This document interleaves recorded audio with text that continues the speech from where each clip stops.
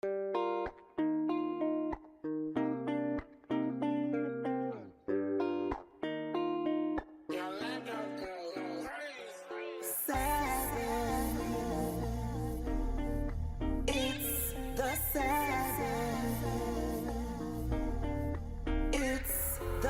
6 days he finished his creations. All that's in the heavens, all that's in the earth. The 7th day he sanctified and made it holy. Moses told me this day would be for a sign between him and Jacob, established as a covenant in all our dwellings. Israel must keep it as the most honorable day, treated as a delight. The Sabbath began when the 6th day loses life. It's the Sabbath.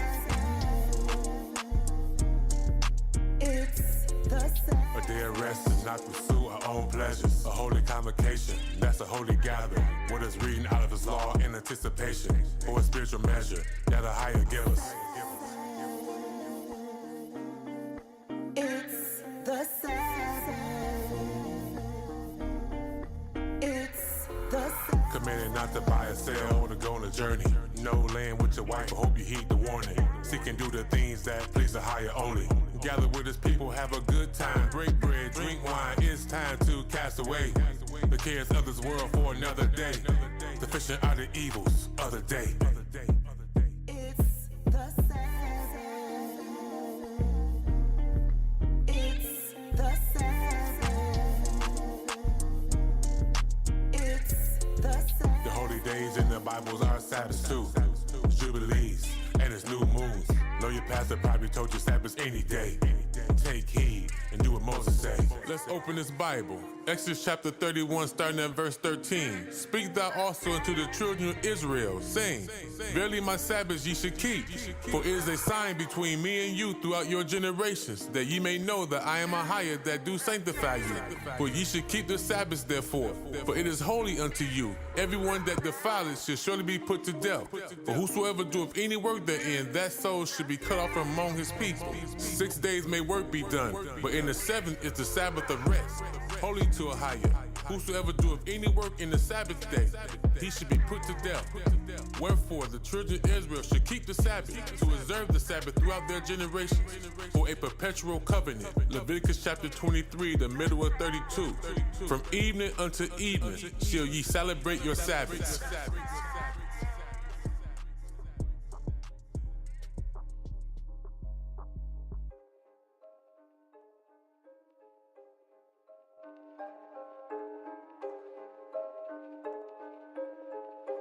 Young Desert. Salt of the earth, yeah, we be them Hebrews. Whole nation watching what we do. Dancing like David, we do what Daddy do. Passover coming up, we gon' cut loose. Time to celebrate, get on the floor and dance. Remember our God in Egypt showed his mighty hands. Sent the 10 plagues, destroyed the Egyptian gods. Like work to our father, used Moses' rod. Hardened Pharaoh's heart, destroyed his dynasty. Sent the destroyer to kill all their firstborn seed. A great catastrophe, the whole country mourned. Everyone in the land lost their firstborn. They were anguish, including Pharaoh. Summoned Moses and Aaron told us to leave their land. They gave us substance, they go serve your God. Higher in the wilderness, as you have said. It's the Passover, it's the Passover, it's the Passover, it's the Passover, it's the Passover, it's the Passover. It's the Passover, it's the Passover. In the wilderness, sacrificing and praising our God.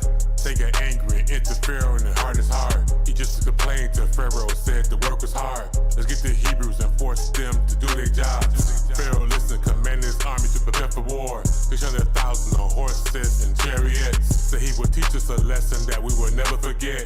Bring us back to Egypt to build the pyramids. They surrounded us, mountains on every side of us. Nowhere to escape, we had our back to the sea. A fierce army in our sight, wasn't prepared to fight.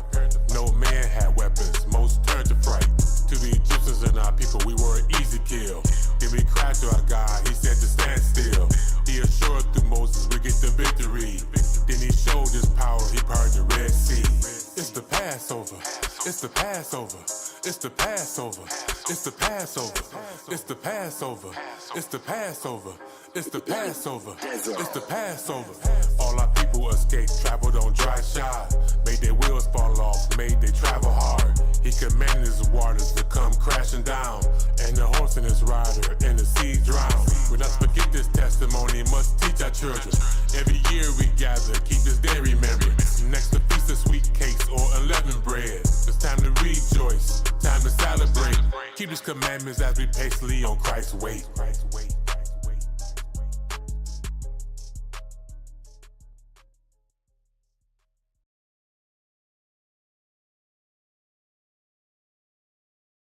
Little black marks down there. Need some light in this thing, boy. Shabbat Shalom, family. Shabbat Shalom. Shabbat Shalom. Shabbat Shalom. It's the Passover. It's the Passover. It's the Passover. It's the Passover. It's the Passover. Let's get it.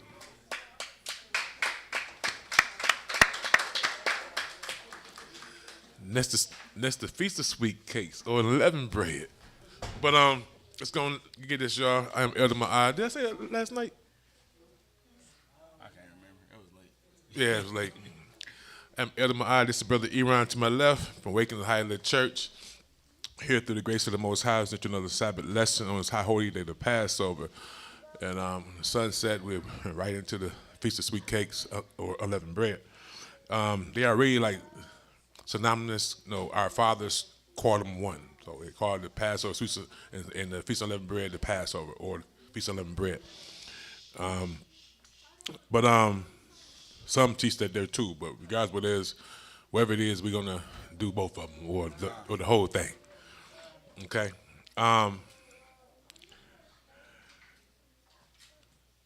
It says an error. We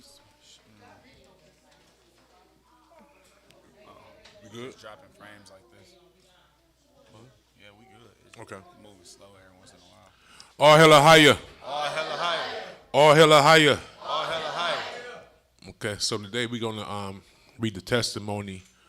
Baruch, I want you to read too. We're going to, what's this? Let me see. Read like 3 or 4 piece chapters. That's a lot of reading. Around mouth get dry. You know, I'm trying to give him a break. Appreciate it. Yeah, love you too. Yeah, we got nine, about 10 chapters, so we'll do like 3 apiece, okay? Iran, you start off, then you start at 4, and then I'll finish it. I'm trying to see if we're still. I think we good. Yeah, look, I don't like it stopping on mine, but I think we good. It's just keep happening. I don't know if that's Okay. If anybody is chatting in the chat, we can't see the chat today. It says it's a little monkey with a hammer, and it says something went wrong, so we can't see the chat. So I apologize for that. But whoever's in the chat, I'm glad that you are with us, and Ahayah bless you. Are y'all ready, sisters? Okay. Everybody ready?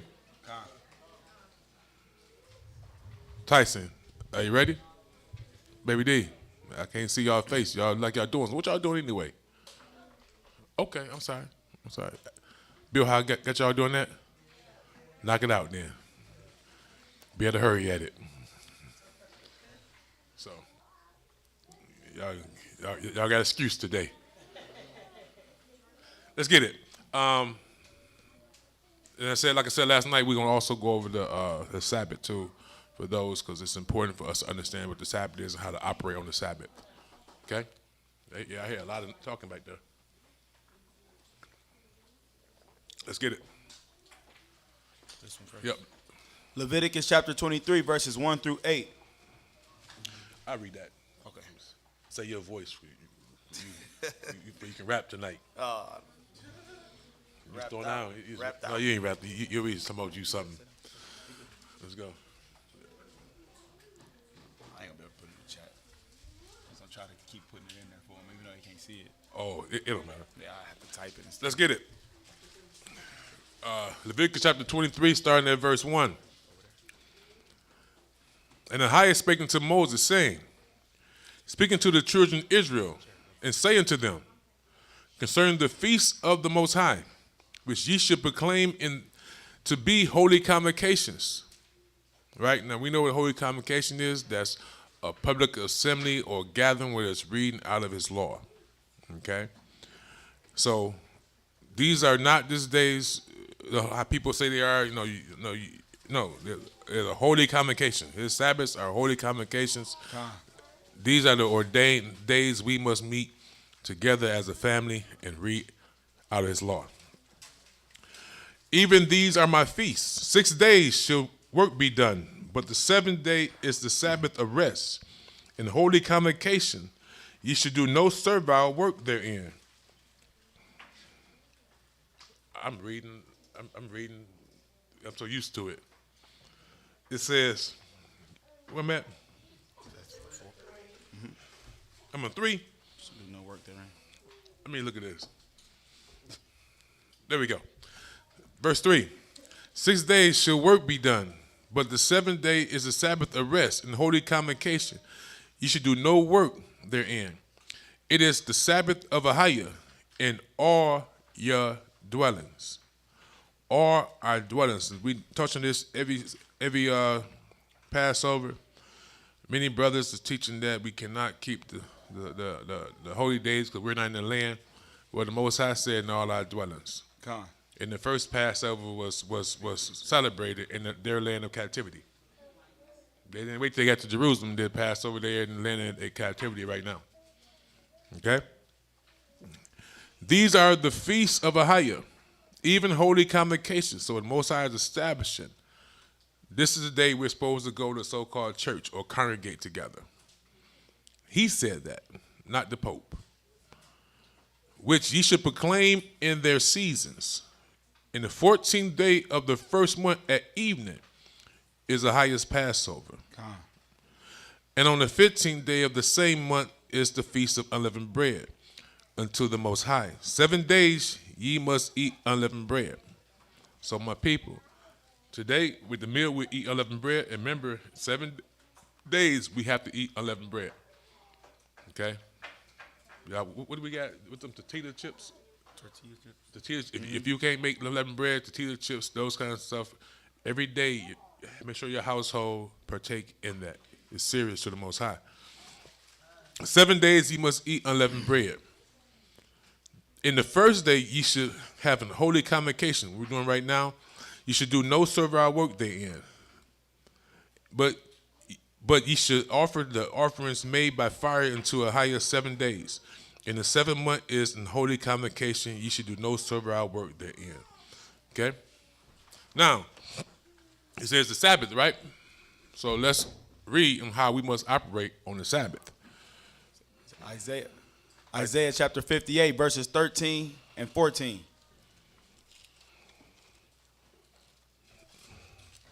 He said the 7th day was the Sabbath. He didn't say, like we know, we joke about it, but it's serious.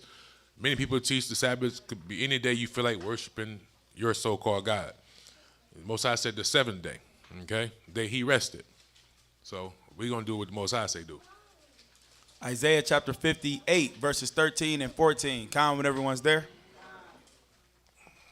Verse 13. If thou turn away thy foot from the Sabbath, from doing thy pleasure on my holy day, and call the Sabbath a delight. We are not to do the things that's pleasing to us. Like I was explaining to a young man last night or today, whenever it was. This ain't a day for us to be on Facebook playing the game. No social media kind of stuff. Like not doing the things that we would normally do, in righteousness, But on the 7th day, we must put those things aside for 24 hours. Okay? So, like I say, watching the basketball game, the football game, none of that stuff, watching your little favorite series, none of that. It's a day that we're supposed to be focused on the Most High, going to church, and outside that, reading out of his law or watching something that has to do with him, like the children we have them watching Superbook, those kind of things. So we dedicate that day as we're commanded to the Most High. Okay? And I'm going to read the commandments in a little while concerning the Sabbath. Let's go. And call the Sabbath a delight, the holy of Ahayah, honorable, and shall honor him, not doing thine own ways, nor finding thine own pleasure, nor speaking thy own words. So this is it's something we gotta get much better at. This ain't the day before you're having all these worldly conversations. He said, let your communication be in the Most High. Okay? No, who shot who yesterday and who said what to such and such is we got to get better with that. Okay? But you cannot get better with that if you're not reading out of this book. Because the more you read, the more spiritual your communication becomes. Okay? Y'all gonna put ourselves in the oath of a curse. Let's go. Verse 14. Then shalt thou delight thyself in the Most High. And For real though, when you really understand the Sabbath, you learn to really appreciate it, and it becomes a delight. I can't wait to the Sabbaths. For real. And with that being said, he says the day of rest, like, he created us. And Adam caused this because he sinned. So therefore he said that we'll work to feed our bellies. Right? So working how he worked is not the way he created us. As Brother Baruch songs say, we all need a little refreshment. That's the song. Yeah. But we need that rest to recoup because we all work hard. Okay? And you one day you'll really appreciate that because I can't wait to get to the crib. It's the urge I go to bed all week, and I get it in too. So let's go. then shalt thou delight thyself in the Most High, and I will cause thee to ride upon the high places of the earth, and feed thee with the heritage of Jacob thy father. He'll feed us with the law. So how you gonna feed us with the law if we ain't reading it? What's the heritage of Jacob? The heritage is his law, statutes, and judgments. Let's get it. He was feed us with knowledge and understanding of him. Because this day is about him. Okay? Let's go. For the mouth of Ahayah have spoken it. Next precept. Same book. Nehemiah chapter 13. Same book. Salakia. Nehemiah chapter 10, verses 28 to 31. We could bind and practice now. Oh, okay. I thought Nehemiah was somebody else in Isaiah, but, maybe they twins or something. I don't know. Honest mistake. Test. So I got to mess with you. Said it was buffering real bad. So I was trying to fix it. Test. They say it's buffering real bad. We keep getting this error message on here too. And it could be That's what I'm thinking. Maybe they ain't got that powerful network like this one. it was real good last night. Oh, was it? Okay.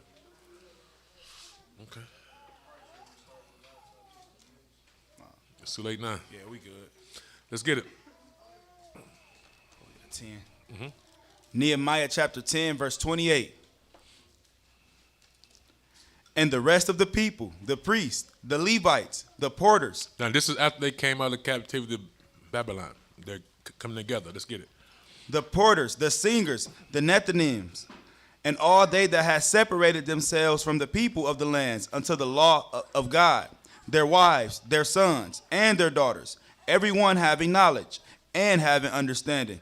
They clave to their brethren, their nobles, and entered into a curse and into an oath, to walk in God's law, which was given by Moses, the servant of God. Now, y'all see why I said what I said? They entered into a curse and what? And into an oath. Oath. How is that? I answered. Yesterday, as I said, we baptized a sister, right? She entered into a curse and an oath. How she enter into a curse? Yes, Brother Rook. Because the upholding of that oath or the not upholding of that oath determines if you get a reward or if you get punishment. Yeah. Curse is he who breaks the law. So she vowed, as we all vowed, to keep the law. So the contract says, if we don't keep his laws, we become a curse. See? they're vowing because they weren't keeping his laws. They separated from their Gentile wives and their children and said, we're going to keep the Most High's laws. They went into an oath with God. Let's go. To walk in God's law, which was given by Moses, the servant of God, to observe and to do all the commandments of Ahayah our Lord, and his judgments and his statutes. Verse 30, and that we would not give our daughters unto the people of the land, nor take their daughters for our sons. So we was talking earlier, and to some, I went over the precepts. And I said today we make correction. I said Most High. I said proceed that Most High don't want me to make no mistake. So, because I said the Gentile children would not partake of the lamb, but as the scriptures say, that because of the mothers who are baptized, your children are holy. So in Christ, they can partake. Okay, because the Gentiles that's with us had to be circumcised and keep God's laws. He said there'd be one law for all people, one born, homeborn, and even the Gentile. They circumcised themselves and kept God's law. So because you are professed to keep God's law, therefore, as scriptures say in 1 Corinthians chapter 7, your children are holy. Okay, so they're able to partake of the meal tonight. Okay? Go ahead. 31. Verse 31. And if the people of the... I know what I was about to say. Getting old. Did I answer the question? I'm thrown off. Because you asked me a question earlier when we was talking about that. Marion. Oh, yeah. Because he asked me, so because the Gentiles was amongst us, were we able to marry them? We are not. Ever or ordered or commanded to marry a Gentile. That's what's going on right here. They separate, the Most High separated them, told you going to stay with them or I'm going to kill you. So they had to separate themselves from their wives and their children and come under the correct laws and covenant of the Most High. So this because there was amongst us, we was not supposed to marry them. And that's what the scripture is saying right now. Read again. Verse 30. And that we would not give our daughters unto the people of the land, nor take their daughters for our sons. And if the people of the land bring ware or any victuals on the Sabbath day to sell, that we would not buy it of them on the Sabbath. So we see the Sabbath is not a day to buy or sell.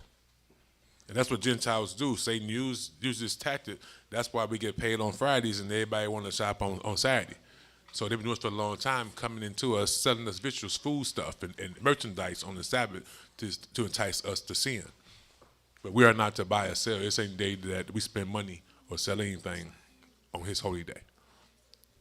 Can't hear? Oh, let's go. 31. And if the people of the land bring ware or any victuals on the Sabbath day to sell, that we would not buy it of them on the Sabbath or on the holy day, and that we would leave the 7th year and the exaction of every debt. That's the year of Jubilee. Next precept. Nehemiah chapter 13, verses 15 through 22. Nehemiah chapter 13, verses 15 through 22. Con, when everyone's there. Verse 15. In those days saw I in Judah some treading wine presses on the Sabbath and bringing in sheaves and He said do no work, right? Con. They're doing what? Working. Con. Right? Treading wine presses on the Sabbath and bringing in sheaves and laden asses, as also wine, grapes, and figs, and all manner of burdens, which they brought into Jerusalem on the Sabbath day. And I testified against them in the day wherein they sold victuals. There dwelt men of Tyre also therein, which brought fish, and all manner of ware, and sold on the Sabbath unto the children of Judah and in Jerusalem. Then I contended with the nobles of Judah, and said unto them, what evil thing is this that ye do? So who's allowing this? Our leaders. Con. So I contended with the nobles, those who are highly esteemed in the community. They're the ones who's benefiting from them because they're getting their little cut and allowing them to come in. Right? Then I contended with the nobles of Judah and said unto them, what evil thing is this that ye do, and profane the Sabbath day? Did not your fathers thus? And did not our God bring all this evil upon us? Did not our fathers do this? This is why we just came out of captivity. Read.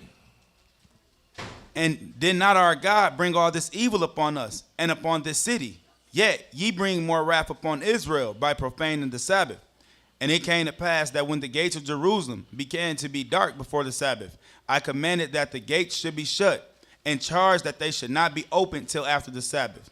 And some of my servants set I at the gates, that there should no burden be brought in on the Sabbath day. So the merchants and sellers of all kind of ware lodged without Jerusalem, or outside Jerusalem, once or twice. Then I testified against them, and said unto them, why lodge ye about the wall? If ye do so again, I will lay hands on you. From that time forth came they no more on the Sabbath. And I commanded the Levites that they should cleanse themselves, and that they should come and keep the gates, to sanctify the Sabbath day.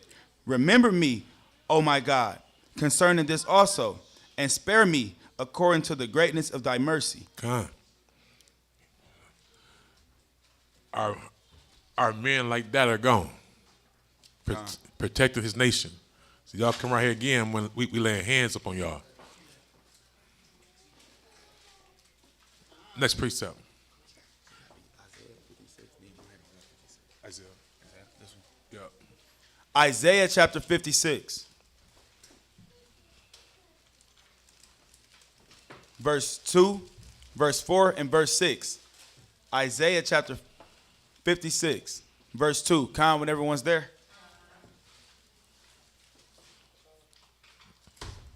Verse 2 reads, blessed is the man that doeth this, and the son of man that layeth hold on it, that keepeth the Sabbath from polluting it, and keepeth his hand from doing any evil. See, blessed is the person who keepeth the Sabbath and keep his hand from doing any evil, doing what you want to do. Verse 4. Con. Verse 4. For thus says Ahayah unto the eunuchs that keep my Sabbaths, and choose the things that please me, and take hold of my covenant. Verse 6. Also, the sons of the stranger that join themselves to Ahayah, to serve him, and to love the name of the Most High, Ahayah, to be his servants, everyone that keepeth the Sabbath from polluting it, and taketh hold of my covenant. Blessed is all nations that profane not his Sabbath, not this Israel. Okay, next precept. The book of Jubilees, chapter 50, verses 6 through 13. So I'm reading you the commandments from Moses. What Most High gave Moses to give to our forefathers concerning the Sabbath, the commandments of the Sabbath. I'm going to start at verse 6 in chapter 50 of the book of Jubilees.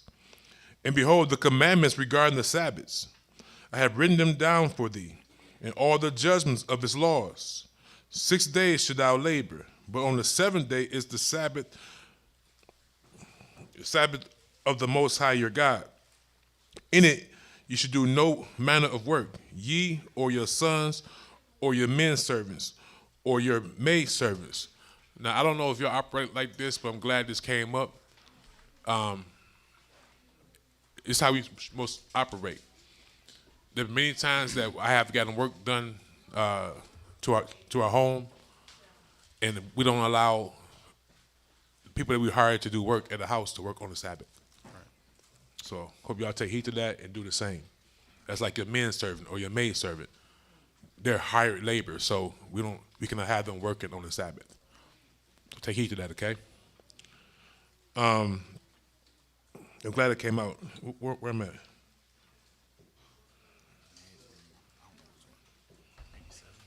I see it. And all your cattle, and the sojourners also who is with you, and the man that does any work on it should die. Whoever desecrate that day. So understand, this is serious. Anyone who profane or desecrate this day should die.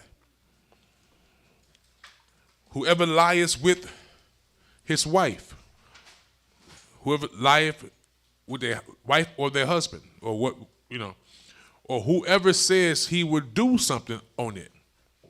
We cannot make plans to do something on his holy day. And I gotta go over this because we do it. We have to every year. This don't mean, as we have heard in the past, people in their own vain imagination thinking that they doing a good work by going to a funeral or going to a funeral to preach to people. This is not the day to bury your loved ones, or if your loved ones, this ain't the day to go to the funeral. As Messiah said, let the dead bury the dead. Okay? Weddings, none of that. No what you call them thing for graduation? Open house. Open houses, none of that stuff. Huh? No baseball games, football games, basketball games, none of that. Whosoever say they will do something or plan to do something, that he will set out on a journey thereon in regards of to any buying or selling, or whosoever draweth water thereon, which he had not prepared for himself on the 6th day. The 6th day is called a day of what? Preparation. Preparation. This is a day that you're supposed to prepare everything for the next day. So if you want breakfast, you cook it that Friday before the sun go down. Okay, you don't cook it Saturday morning. Okay, you prepare everything on the 6th day for the 7th day. Con. It's not a day going to vacation, none of that. Okay? It says, and whoever takes up any burden to carry it out of his tent or out of his house should die. You should do no work whatever on the Sabbath day, save what ye have prepared for yourselves on the 6th day, so as to eat and drink and rest and keep Sabbath from all work on that day, and to bless Ahayah your God, who have given you a day of festival and a holy day, and a day of the holy kingdom for all Israel is this day among their days forever. For great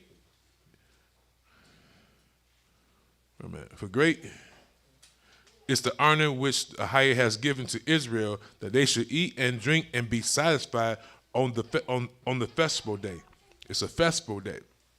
And rest thereon from all labor which belongs to the labor of the children of men, save burning frankincense and bringing oblations and sacrifices before Ahayah for days and for Sabbaths. This work alone should be done on the Sabbath days in the sanctuary of Ahayah your God, that they may atone for Israel with sacrifice continually from day to day for a memorial well-pleasing before Ahayah. And he that may receive them always from day to day according as thou hast been commanded. And every man who does any work thereon, or goes on a journey, or till his farm, whether in his house or any other place, whoever lights a fire, or rides on any beast, or travels by ship on the sea, or whoever strikes or kills anything, or slaughters a beast or a bird, or whoever catches an animal, or a bird, or a fish. So you see, this ain't a day to go hunting and a day to go fishing. Or whoever fasts or make war on the Sabbath. The Sabbath is a day we cannot fast, unless some of us think we get like that. We're gonna fast for 14 days or something like that, or 12 days. You can continue your Sabbath, but you can't start your Sabbath. Fast. You continue your fast, but you can't start your fast on the Sabbath. It says we cannot make war, but we read in the book of Maccabees that we can defend ourselves on the Sabbath. Okay. The man who does any of these things on the Sabbath should die, so that the children of Israel should observe the Sabbaths according to the commandments regarding the Sabbaths of the land, as it is written in the tablets, which he gave into my hands, that I should write out for thee the laws of the seasons, and the seasons according to the division of their days. So I pray that we take heed to that, because the Most High ain't playing with that.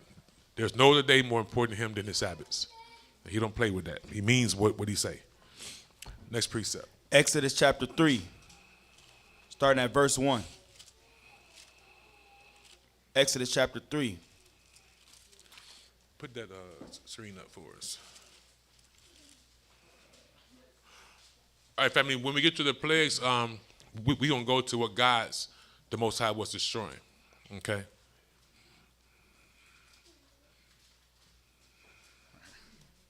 When everyone's there, Exodus chapter 3. Okay.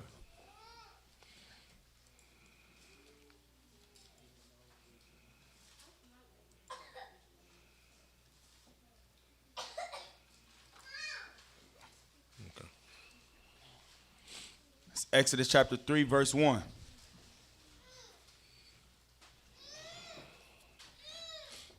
Now Moses kept the flock of Jethro, his father-in-law, the priest of Midian, and he led the flock to the backside of the desert and came to the mountain of God, even to Horeb.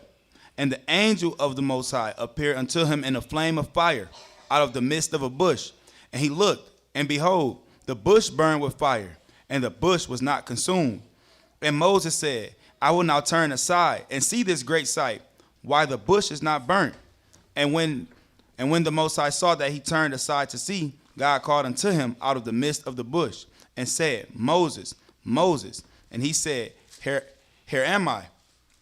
And he said, Draw not nigh hither, put off thy shoes from off thy feet, for the place whereon thou standest is holy ground. Moreover, he said, I am the God of thy father, the God of Abraham, the God of Isaac, and the God of Jacob. And Moses hid his face, for he was afraid to look upon God. And the Most High said, I have surely seen the affliction of my people, which are in Egypt, and have heard their cry by reason of their taskmasters, for I know their sorrows. And I am come down to deliver them out of the hand of Egypt, out of the hand of the Egyptians, and to bring them up out of the land unto a good land, and a large, unto a land flowing with milk and honey, unto the place of the Canaanites, and the Hittites, and the Amorites, and the Perizzites, and the Hivites, and the Jebusites. Now therefore, behold, the cry of the children of Israel is coming to me, and I have also seen the oppression wherewith the Egyptians oppressed them. Come now therefore, and I will send thee unto Pharaoh, that thou mayest bring forth my people, the children of Israel, out of Egypt. And Moses said unto God, Who am I, that I should go unto Pharaoh, and that I should bring forth the children of Israel out of Egypt? And he said, Certainly I will be with thee. Moses said, Who am I? Like, ain't got no army. Who am I go against Pharaoh? For those who understand, the pharaohs were seen as gods, reincarnated. Okay? That's how people saw them. And we're going to read that out of this article. But let's go. And he said, Certainly I will be with thee, and this shall be a token unto thee, that I have sent thee. When thou hast brought forth the people out of Egypt, ye shall serve God upon this mountain. And Moses said unto God, Behold, when I come unto the children of Israel, and shall say unto them, The God of your fathers hath sent me unto you, and they shall say to me, What is his name? What shall I say unto them? And God said unto Moses, I am that I am. And he said, Thus shalt thou say unto the children of Israel. Now, we know that he's not given his name yet. He said, I am that I am. He said, I'm the God of your fathers, Abraham, Isaac, and Jacob. I am what I am. I'm the God of your fathers. That's not his name. Ahayah is not his name.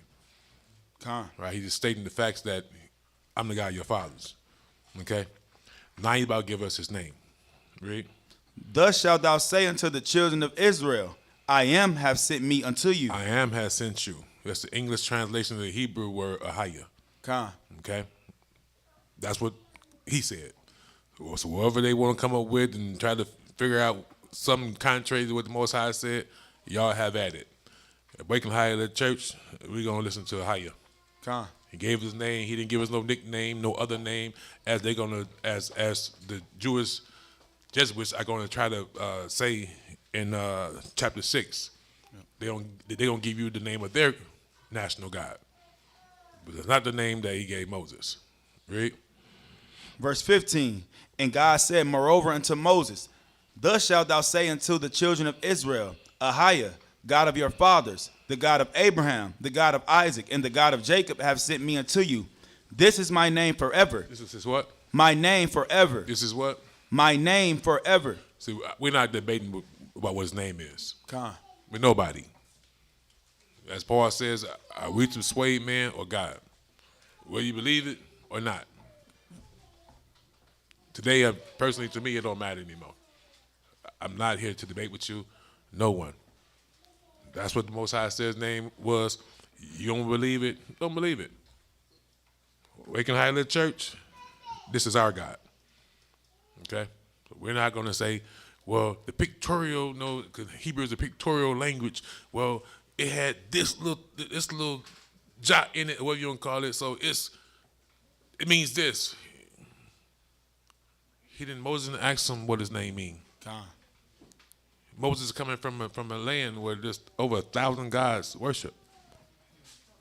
Who should I tell them? Because prior to this, the Most High was known as God Almighty. And that wasn't his name. That's a title. Okay? But the Most High revealed his name to Moses. Ahayah. Read. And this is my name forever, and this is my memorial unto all generations. This is named throughout all generations. The Most High don't change. We understand that when the Most High gave his prophet his name, even the Messiah, it's according to his prophetic will.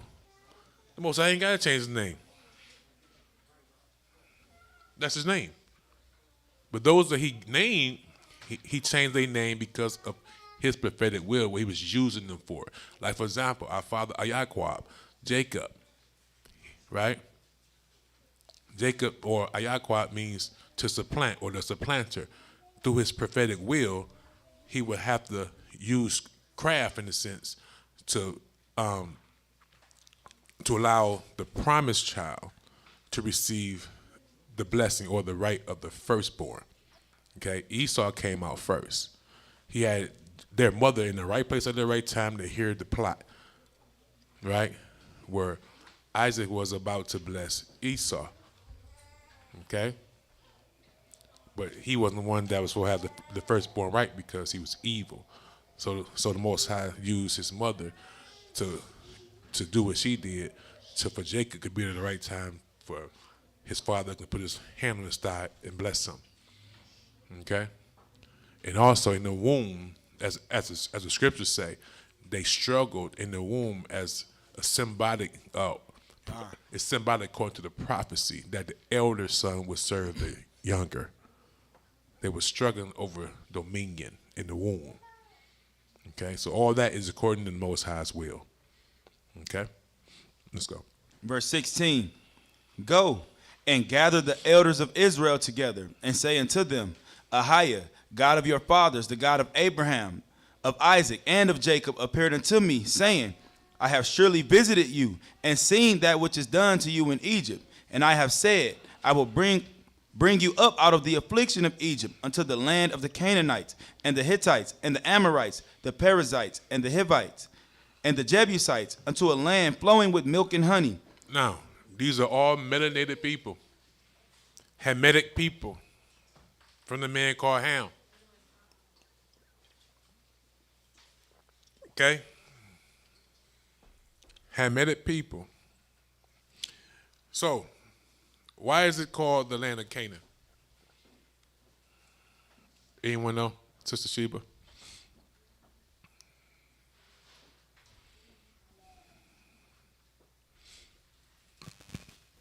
Because Canaan stole land from his brother. Yes. Actually, as his uncle. Yep.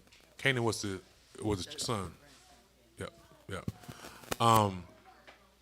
When Noah got off of the ark, the Most High had Noah give land to his sons by lot. Canaan didn't like the territory that was given to him, so he stole some of Shem's land. And that's why it's called the land of Canaan, because he named it that.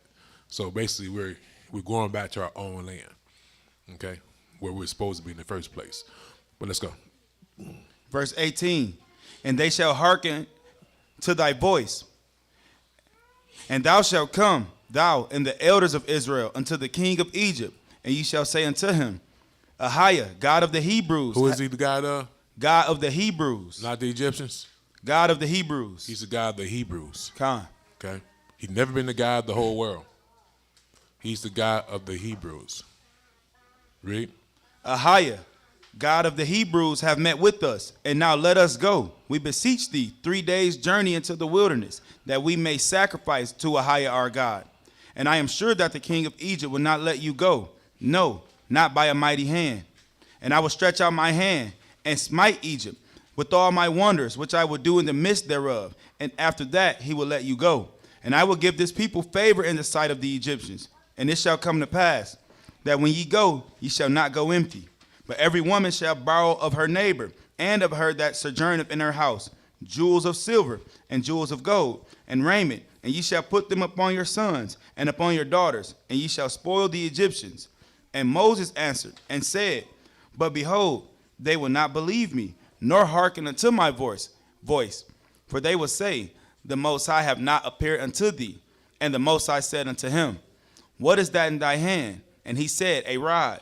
And he said, Cast it on the ground. And he cast it on the ground, and it became a serpent. And Moses fled from before it. And the Most High said unto Moses, Put forth thine hand, and take it by the tail.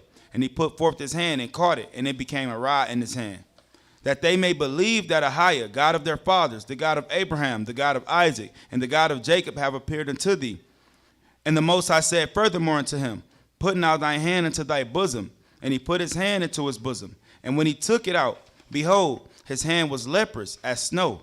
And Leprous as snow. So what leprous as snow mean? I thought Moses was a white man. Ain't that what Hollywood showed us? Con. Right. Brother, microphone. That's why they never showed that part. And he won't. So we're going to notice when his hand go back in, watch what it says. Read. 7. And he said, Put thy hand into thy bosom again. And he put his hand into his bosom again. And then what? And plucked it out of his bosom. And behold, it was turned again as his other flesh. Say it again. It was turned what? Again, it was turned again as his other flesh. Like that? Not like that. Moses was not a white man. No, any other Israelite. But Hollywood has, as the prophecy said, that this nation will put their likeness and their images in our records. They have hijacked us, and like some of the kings around the earth who don't respect the so-called Ish people. He said that they won't respect the Ish people because the Israelites left out black, and how they come back white? They remember them. So the Israelites came out black and came back white. Nah, they're not his people. Okay? Verse 8. And it shall come to pass, if they will not believe thee, neither hearken to the voice of the first sign, that they will believe the voice of the latter sign. And it shall come to pass, if they will not believe also these two signs, neither hearken unto thy voice, that thou shalt take of the water of the river, and pour it upon the dry land, and the water which thou takest out of the river shall become blood upon the dry land. And Moses said unto Ahayah, O my Lord, I am not eloquent, neither heretofore, nor since thou hast spoken unto thy servant, but I am slow of speech and of a slow tongue. And the Most High said unto him, Who hath made man's mouth? Or who maketh the dumb, or deaf, or the seeing, or the blind? Have not I, Ahayah? Now therefore, go, and I will be with thy mouth, and teach thee what thou shalt say. And he said, O my Lord, send, I pray thee, by the hand of him whom thou wilt send. And the anger of the Most High was kindled against Moses. And he said, Is not Aaron the Levite thy brother? I know that he can speak well. And also, behold, he cometh forth to meet thee. And when he seeth thee, he will be glad in his heart. And thou shalt speak unto him, and put words in his mouth. And I will be with thy mouth, and with his mouth, and will teach you what ye shall do. And he shall be thy spokesman unto the people. And he shall be, even he shall be to thee instead of a mouth. And thou shalt be to him instead of God. And thou shalt take this rod in thine hand, wherewith thou shalt do signs. And Moses went and returned to Jethro, his father-in-law, and said unto him, Let me go, I pray thee, and return unto my brethren which are in Egypt, and see whether they be yet alive. And Jethro said to Moses, Go in peace. And the Most High said unto Moses in Midian, Go, return into Egypt, for all the men are dead which sought thy life. And Moses took his wife and his sons, and set them upon an ass, and he returned to the land of Egypt. And Moses took the rod of God in his hand. And the Most High said unto Moses, When thou goest to return into Egypt, see that thou do all those wonders before Pharaoh, which I have put in thy hand. But I will harden his heart, that he shall not let the people go. And thou shalt say unto Pharaoh, Thus says the Most High, Israel is my son, even my firstborn.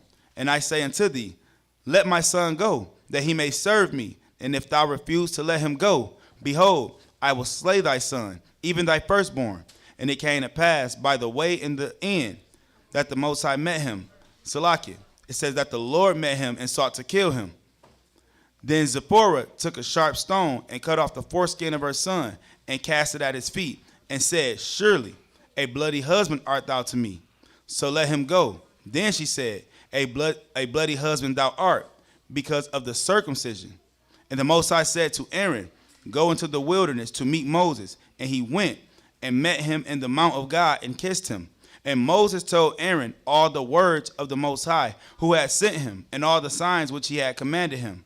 And Moses and Aaron went and gathered together all the elders of the children of Israel. And Aaron spake all the words. Hold on. I want to read y'all something, because when you read that, you think that the Most High, you think it's the Most High that wanted to kill Moses, right? Let's see who it is. I'm gonna go back to the book of Jubilees, right?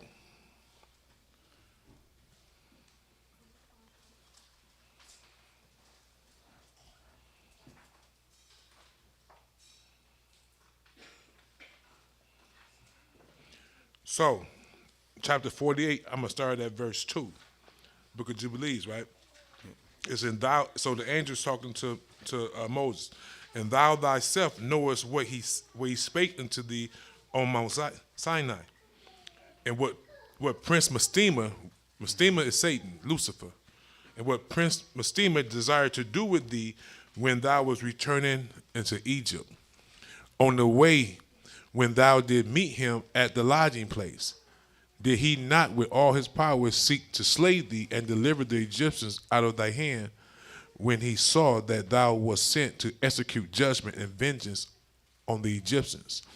And I delivered thee out of his hand, and thou did perform the signs and wonders which thou wast sent to perform in Egypt against Pharaoh.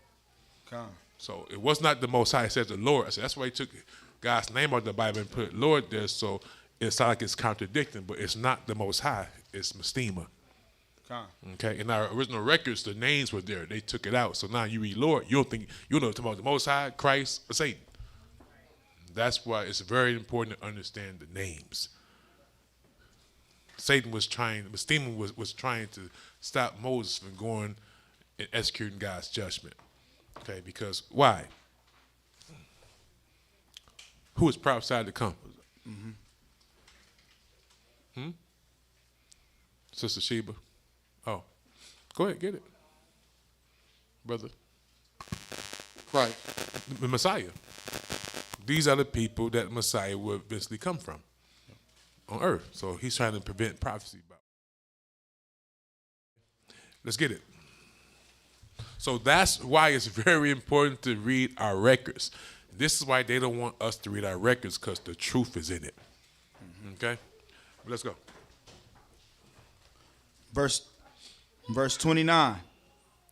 And Moses and Aaron went and gathered together all the elders of the children of Israel.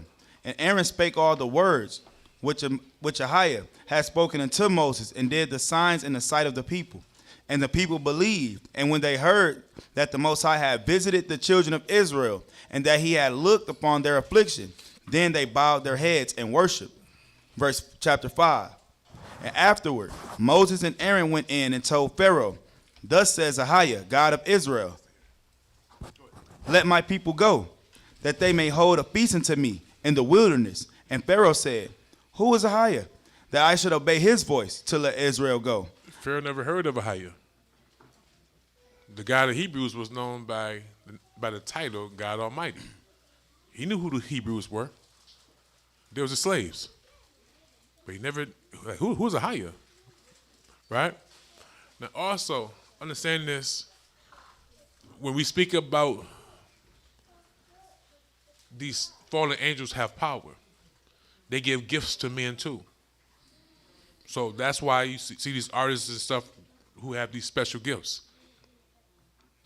They give their servants, their tools, powers as well. Because watch, the first 3 plagues, watch what happens. Let's get it. Verse 2. And Pharaoh said, who is Ahayah, that I should obey his voice to let Israel go? I know not Ahayah, neither will I let Israel go. And they said, the God of the Hebrews have met with us. Let us go, we pray thee, 3 days' journey into the desert. Hold on. Hey, before y'all get to the players, let's pause.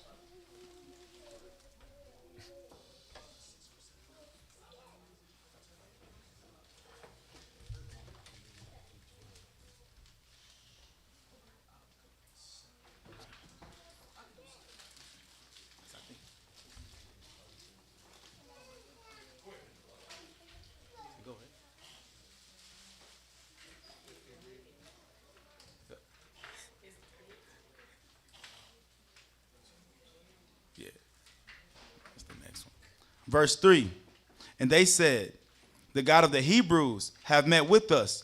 Let us go, we pray thee, 3 days' journey into the desert, and sacrifice unto Ahayah our God, lest he fall upon us with pestilence or with sword. And the king of Egypt said unto them, wherefore do ye, Moses and Aaron, let the people from their works? Get you unto your burdens. And Pharaoh said, behold, the people of the land now are many, and ye make them rest from their burdens. And Pharaoh commanded the same day the taskmasters of the people and their officers, saying, ye shall no more give the people straw to make brick, as heretofore. Let them go and gather straw for themselves, and the tale of the bricks, which they did make heretofore, ye shall lay upon them. Ye shall not diminish aught thereof, for they be idle. Therefore they cry, saying, let us go and sacrifice to our God. Let their more work be laid upon the man, that they may labor therein, and let them not regard vain words. And the taskmasters of the people went out, and their officers, and they spake to the people, saying, thus says Pharaoh, I will not give you straw. Go ye, get you straw where you can find it. Yet not all of your work shall be diminished. So the people were scattered abroad throughout all the land of Egypt to gather stubble instead of straw. And the taskmasters hasted them, saying, fulfill your works, your daily tasks, as when there was straw. And the officers of the children of Israel, which Pharaoh's taskmasters had set over them, were beaten and demanded, wherefore have ye not fulfilled your task in making brick both yesterday and today, as heretofore? Where we at? Chapter 5, verse 15. Then the officers of the children of Israel came and cried unto Pharaoh, saying, wherefore dealest thou thus with thy servants? There is no straw given unto thy servants. And they say to us, make brick. And behold, thy servants are beaten, but the fault is in thine own people. But he said, ye are idle, ye are idle. Therefore ye say, let us go and do sacrifice to the Most High. Go therefore now and work, for there shall no straw be given you, yet shall ye deliver the tale of bricks. And the officers of the children of Israel did see that they were in evil case. After it was said, ye shall not diminish aught from your bricks of your daily tasks. And when they met Moses and Aaron, who stood in the way, as they came forth from Pharaoh, and they said unto them, the Most High look upon you and judge, because ye have made our Savior to be abhorred in the eyes of Pharaoh, and in the eyes of his servants, to put a sword in their hand to slay us. And Moses returned unto the Most High and said, Lord, wherefore hast thou so evil entreated this people? Why is it that thou hast sent me? For since I came to Pharaoh to speak in thy name, he hath done evil to this people. Neither hast thou delivered thy people at all. Chapter 6. Chapter 6, verse 1.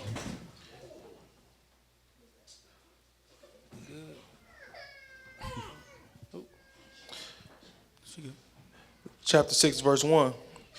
Then the Most High said unto Moses, now shalt thou see what I will do to Pharaoh. For with a strong hand shall he let them go, and with a strong hand shall he drive them out of his land. And the Most High spake unto Moses, and said unto him, I am Ahayah, and I appeared unto Abraham, unto Isaac, and unto Jacob, by the name of God Almighty. But by my name Ahayah was I not known unto them. Hold on now. Is the Most High a liar? Does he change? He just gave Moses his name.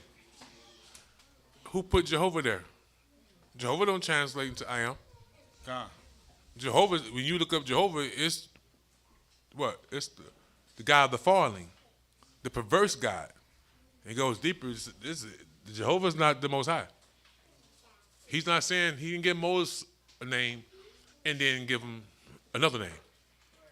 But the Jewish Masoretes, Jesuits, as you see, they have put their God in our records. Okay? This is Mastema, the same God that I'm about to read you about who was against us in Egypt, helping Pharaoh and his sorcerers. Okay? Fight against the Most High. But as we saw then, he's powerless against the Most High. Let's go. Verse 4, and I have also established my covenant with them to give them the land of Canaan, the land of their pilgrimage, wherein they were strangers. And I have also heard the groaning of the children of Israel, whom the Egyptians keep in bondage, and I have remembered my covenant. Wherefore say unto the children of Israel, I am Ahayah, and I will bring you out from under the burdens of the Egyptians, and I will rid you out of their bondage, and I will redeem you with a stretched out arm and with great judgments. And I will take you to me for a people, and I will be unto you a God, and ye shall know that I am Ahayah your God, which bringeth you out from under the burden of the Egyptians. And I will bring you in unto the land, concerning the which I did swear to give it to Abraham, to Isaac, and to Jacob. And I will give it you for an heritage. I am Ahayah. And Moses spake unto the children of Israel, but they hearkened not unto Moses, for anguish of spirit, and for cruel bondage. And the Most High spake unto Moses, saying, Go in, speak unto Pharaoh, king of Egypt, that he let the children of Israel go out of his land. And Moses spake before the Most High, saying, Behold, the children of Israel have not hearkened unto me. How then shall Pharaoh hear me, who am of uncircumcised lips? Speaking about uncircumcised, can anyone understand why Moses was uncircumcised?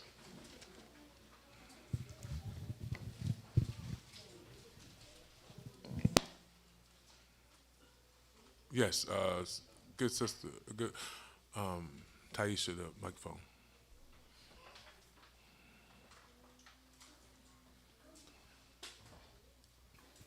Was it because he was raised among the Gentiles?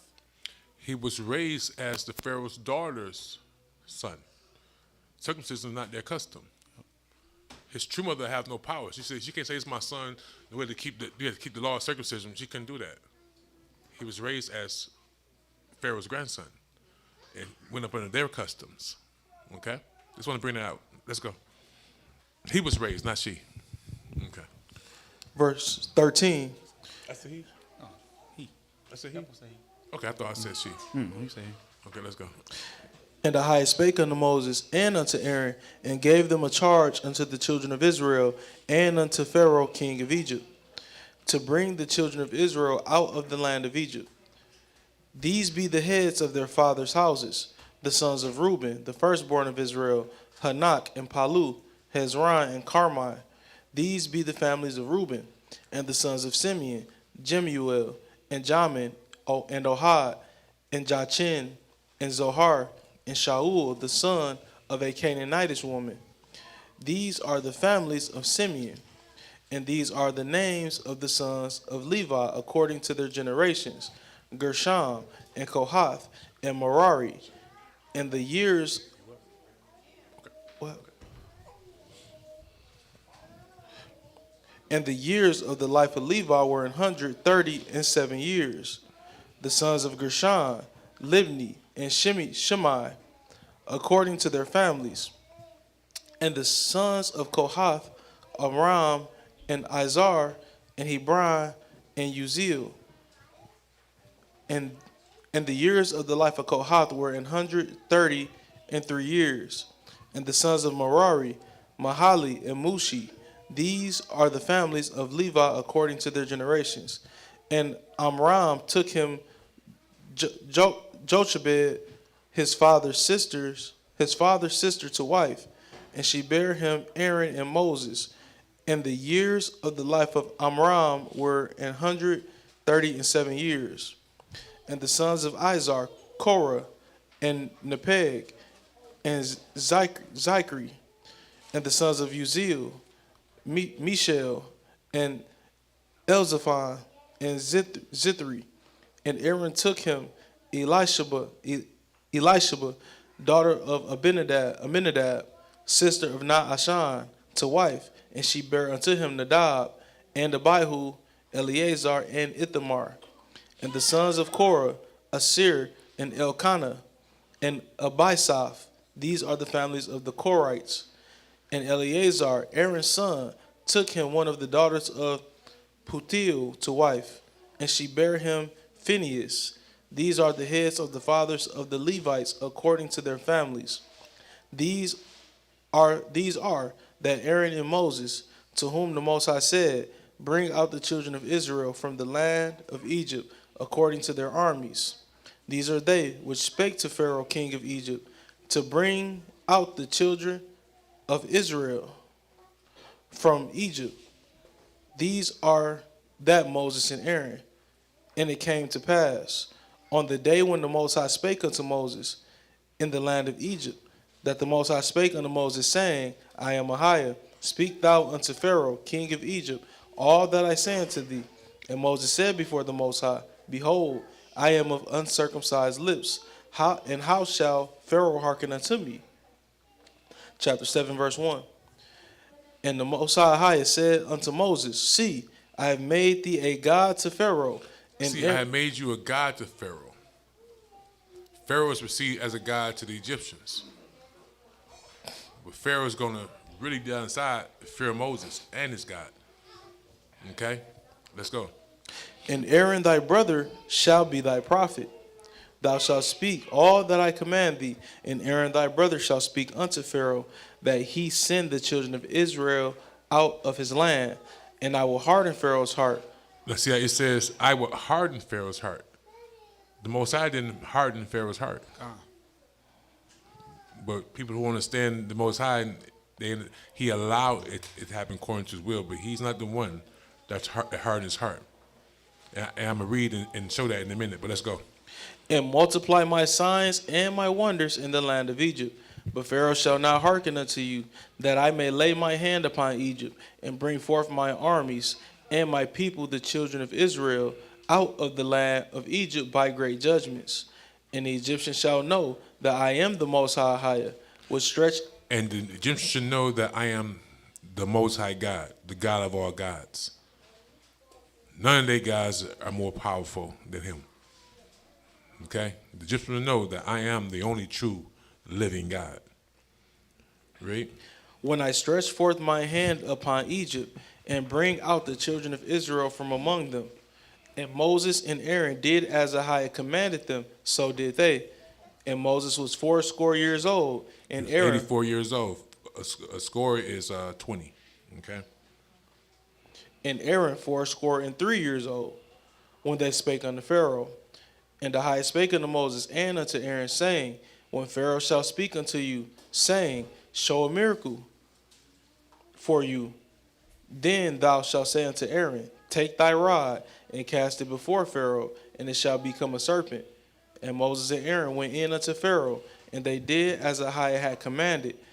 And Aaron cast down his rod before Pharaoh and before his servants, and it became a serpent. Then Pharaoh also called the wise men and the sorcerers.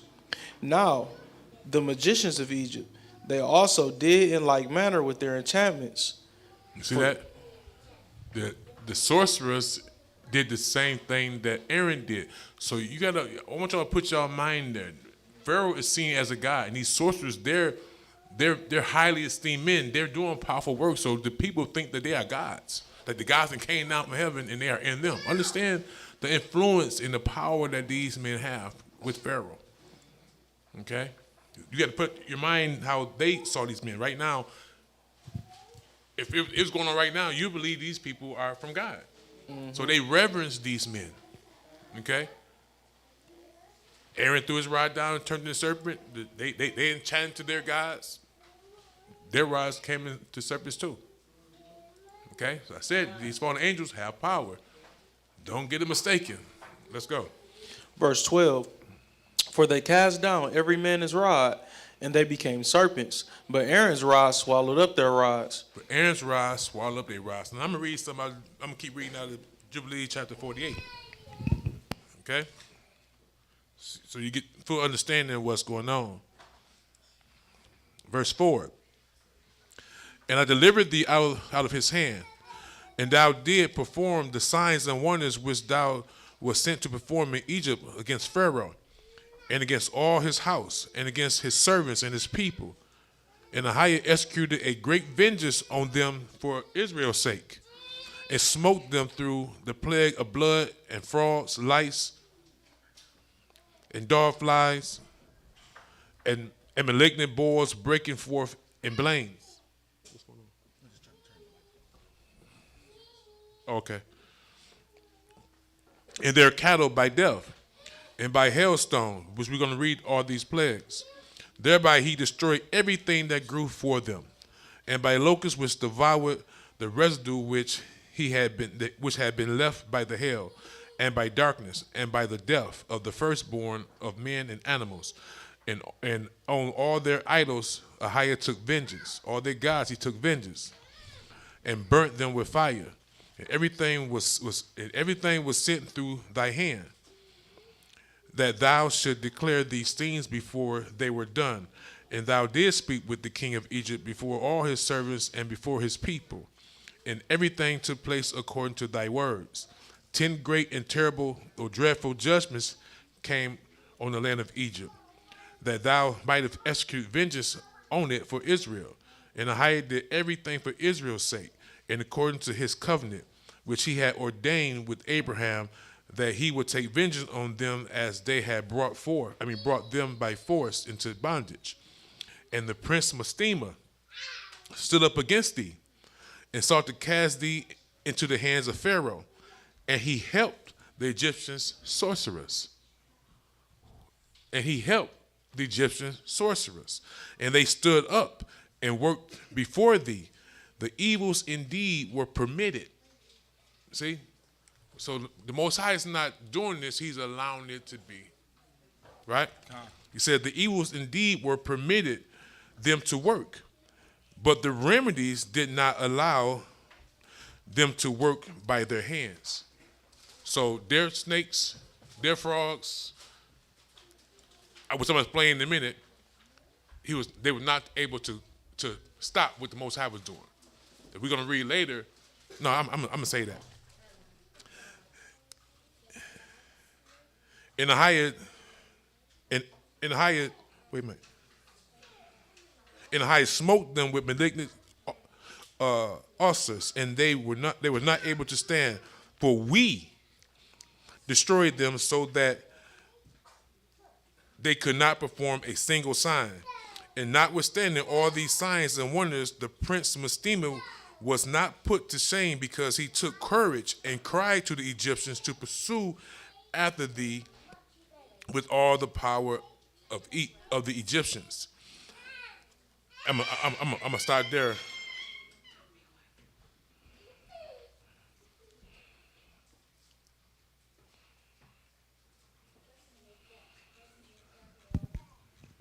I'm gonna start there and read some more when we get there. So we see that Satan is helping the sorcerers. He's giving them powers. Right? Let's go. The book of Exodus chapter 7, verse 13. And he hardened Pharaoh's heart, that he hearkened not unto them, as the Most High had said. And Ahayah said unto Moses, Pharaoh's heart is hardened, he refuseth to let the people go. Get thee unto Pharaoh in the morning. So what was going on was the angels was bounding Satan and his angels. So whenever the angels bound Satan and his angels, Pharaoh's heart would become soft like normal. But soon they let him go, they went straight to Pharaoh and the people, and they was back on some evil stuff. So that's what's really going on. Okay? So everything is spiritual, it's not physical. Okay? Let's go. Get thee unto Pharaoh in the morning. Lo, he goeth out unto the water, and thou shalt stand by the river's brink. Against he come. And the rod which was turned to a serpent shalt thou take in thy hand. And thou shalt say unto him, Ahayah, God of the Hebrews, hath sent me unto thee, saying, Let my people go, that they may serve me in the wilderness. And behold, hitherto thou shouldest not hear. Thus saith Ahayah, In this thou shalt know that I am the Most High.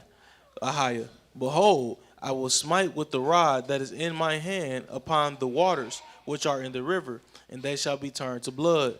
Now, he's attacking these gods that the Egyptians serve. That's the reason he's going to the water and turning to blood.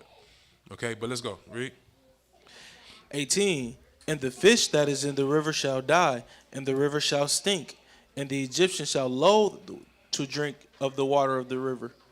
And the Most High spake unto Moses, saying, Salakia, say unto Aaron, Take thy rod, and stretch out thy hand upon the waters of Egypt, upon their streams, upon their rivers, and upon their ponds, and upon their pools of water, that they may become blood, and that there may be blood throughout all the land of Egypt, both in vessels of wood and in vessels of stone. And Moses and Aaron did so, as Ahayah commanded, and he lifted up the rod and smote the waters that were in the river, in the sight of Pharaoh, and in the sight of his servants, and all the water that were in the river were turned to blood. And the fish that was in the river died, and the river stank, and the Egyptians could not drink of the water of the river, and there was blood throughout all the land of Egypt. And the magicians of Egypt did so with their enchantments. They did what? They did so with their They did. enchantments. So the Egyptian sorcerers did the same thing. Right? So Pharaoh's not impressed. Right? So they turned some of the water into blood.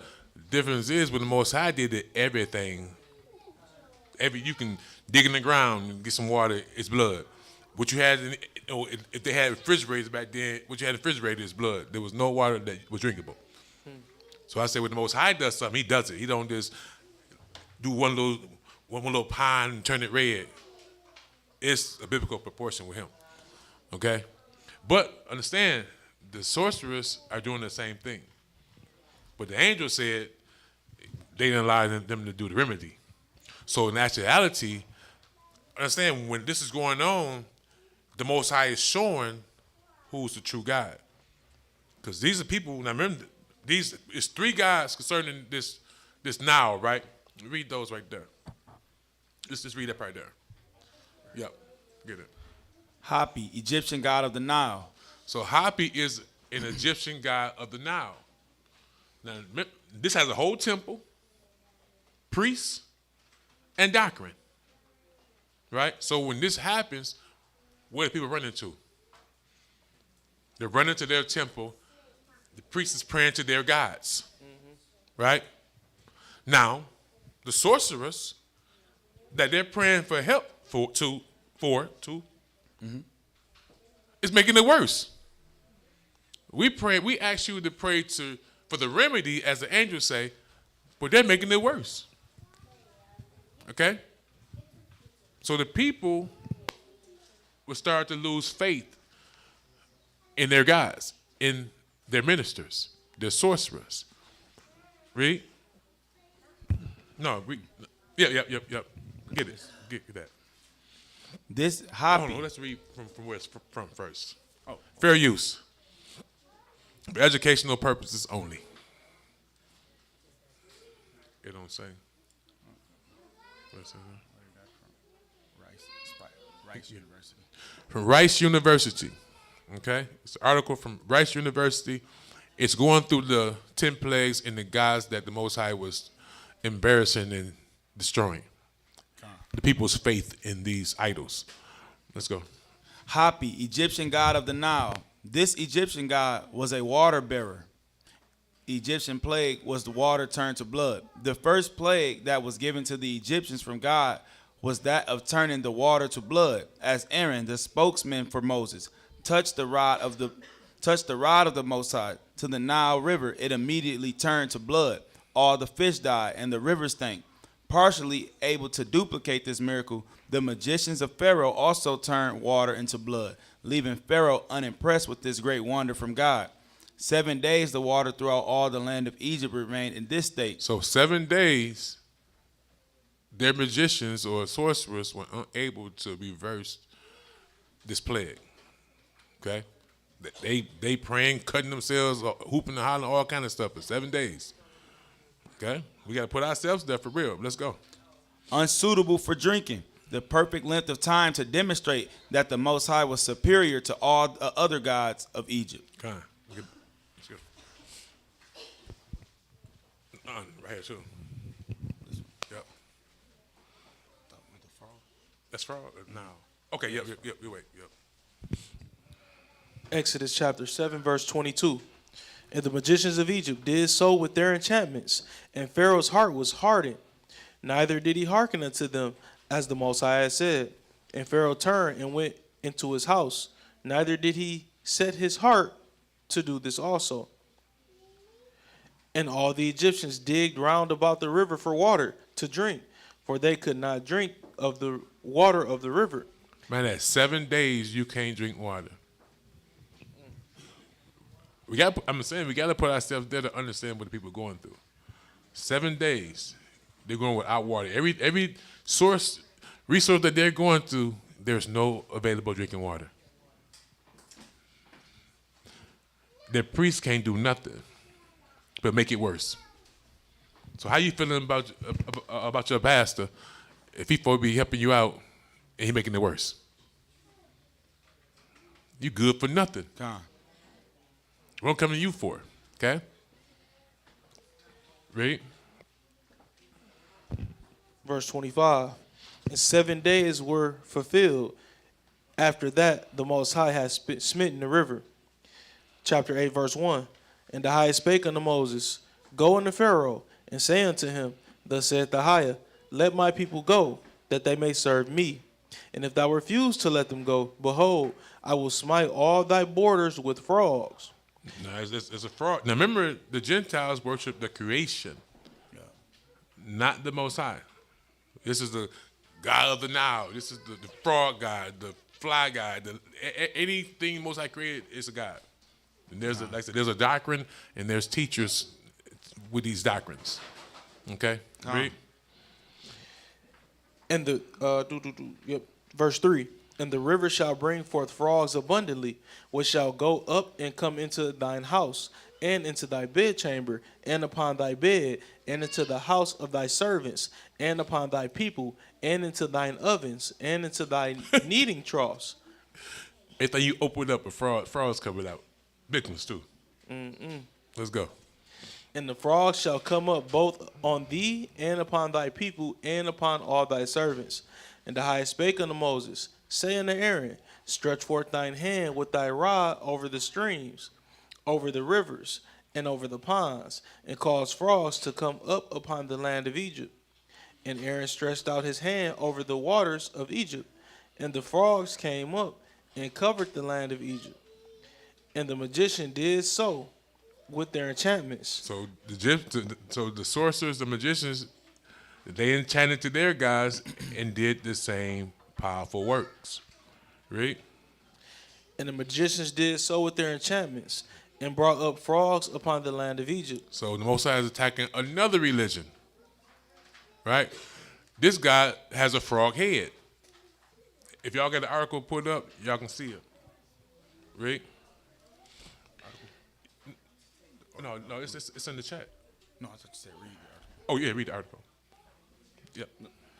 Heket, Egyptian goddess of fertility, water, renewal. Heket, the Egyptian goddess, had the head of a frog. The Egyptian plague was frogs coming from the Nile River. Still, Pharaoh refused to let the children of Israel go from the presence of Egypt.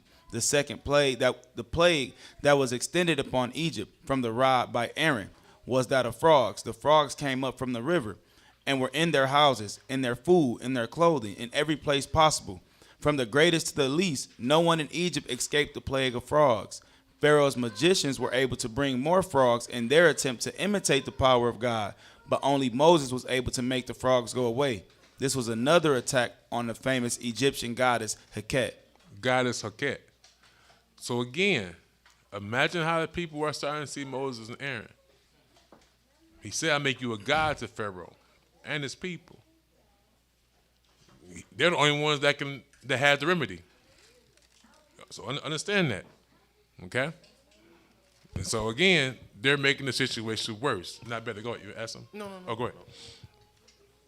Verse 8. Then Pharaoh called for Moses and Aaron and said, entreat Ahayah, that he may take away the frogs from me and from my people, and I will let the people go, that they may do sacrifice unto the Most High. So now Pharaoh is trying to negotiate with the God of Moses and Aaron. Read. And Moses said unto Pharaoh, glory over me. When shall I entreat for thee, and for thy servants, and for thy people, to destroy the frogs from thee, and from thy house, that they may remain in the river only? And he said, tomorrow. And he said, be it according to thy word, that thou mayest know that there is none like unto Ahayah our God. See? There's none like the God of the Hebrews. He is God. Read. And the frogs shall depart from thee, and from thy houses, and from thy servants, and from thy people. They shall remain in the river only. And Moses and Aaron went out from Pharaoh. And Moses cried unto the Most High Ahayah because of the frogs which he had brought against Pharaoh. And the Most High did according to the words of Moses. And the frogs died out of the houses, out of the villages, and out of the fields. And they gathered them together upon heaps, and the land stank. But when Pharaoh saw that there was a respite, he hardened his heart, and hearkened not unto them, as Ahayah had said. So as I said, the angels unbound them. And they went right back, and Pharaoh's at it again. Let's go. 16. And Ahayah said unto Moses, say unto Aaron, stretch out thy rod, and smite the dust of the land, that it may become lice throughout all the land of Egypt. And they did so, for Aaron stretched out his hand with his rod, and smote the dust of the earth, and it became lice in man, and in beasts, and all the dust of the land became lice throughout all the land of Egypt. And the magicians did so with their enchantments to bring forth lice, but they could not. So there were lice upon man and upon beasts. Then the magician said unto Pharaoh, this is the finger of God. And Pharaoh's heart was hardened. Hold on, what now? Then the magician said unto Pharaoh, this is the finger of God. So now his sorcerers understand that this is the true God. He's the Most High God. They telling Pharaoh, ain't nothing we can do. Moses, the God that he serves, he's God. He's over all gods. So now they're coming to the realization that their gods aren't gods at all. Read. Then the magician said unto Pharaoh, this is the finger of God. And Pharaoh's heart was hardened, and he hearkened not unto them, as Ahayah had said. See that? This finger of God, like, Pharaoh didn't say, which one? Remember, Pharaoh was seen as a god. He didn't say, which one? They said, this is the finger of God. This one we heard about, but he's the highest. They recognized that. That's how powerful and profound this was. Okay? Like, I hope y'all can put yourselves there. Like, understand how you're feeling and how uncomfortable you're feeling with everywhere you go is frogs. Not no little ones that be in your backyard. Imagine the relief that they had when they died. Right after that, though, here come another one. Let's go. Verse 20. Plague, that is. Yep, let's get it. Okay. Okay. Yep. So the Egyptian god of the earth was Geb. The Egyptian god Geb was over the dust of the earth. Verse No, 20. let's get that.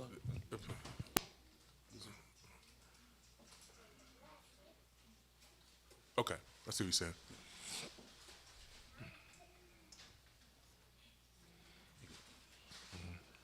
When you get to the next thing, you read it. Verse 20. And Ahayah said unto Moses, Rise up early in the morning, and stand before Pharaoh. Lo, he cometh forth to the water. And say unto him, Thus saith Ahayah, Let my people go, that they may serve me.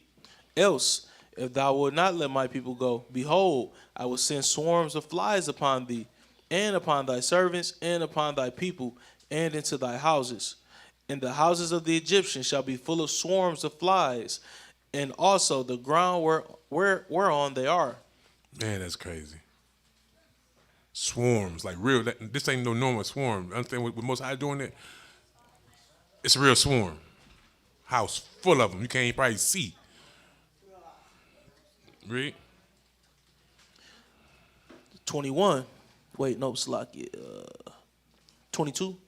Yep.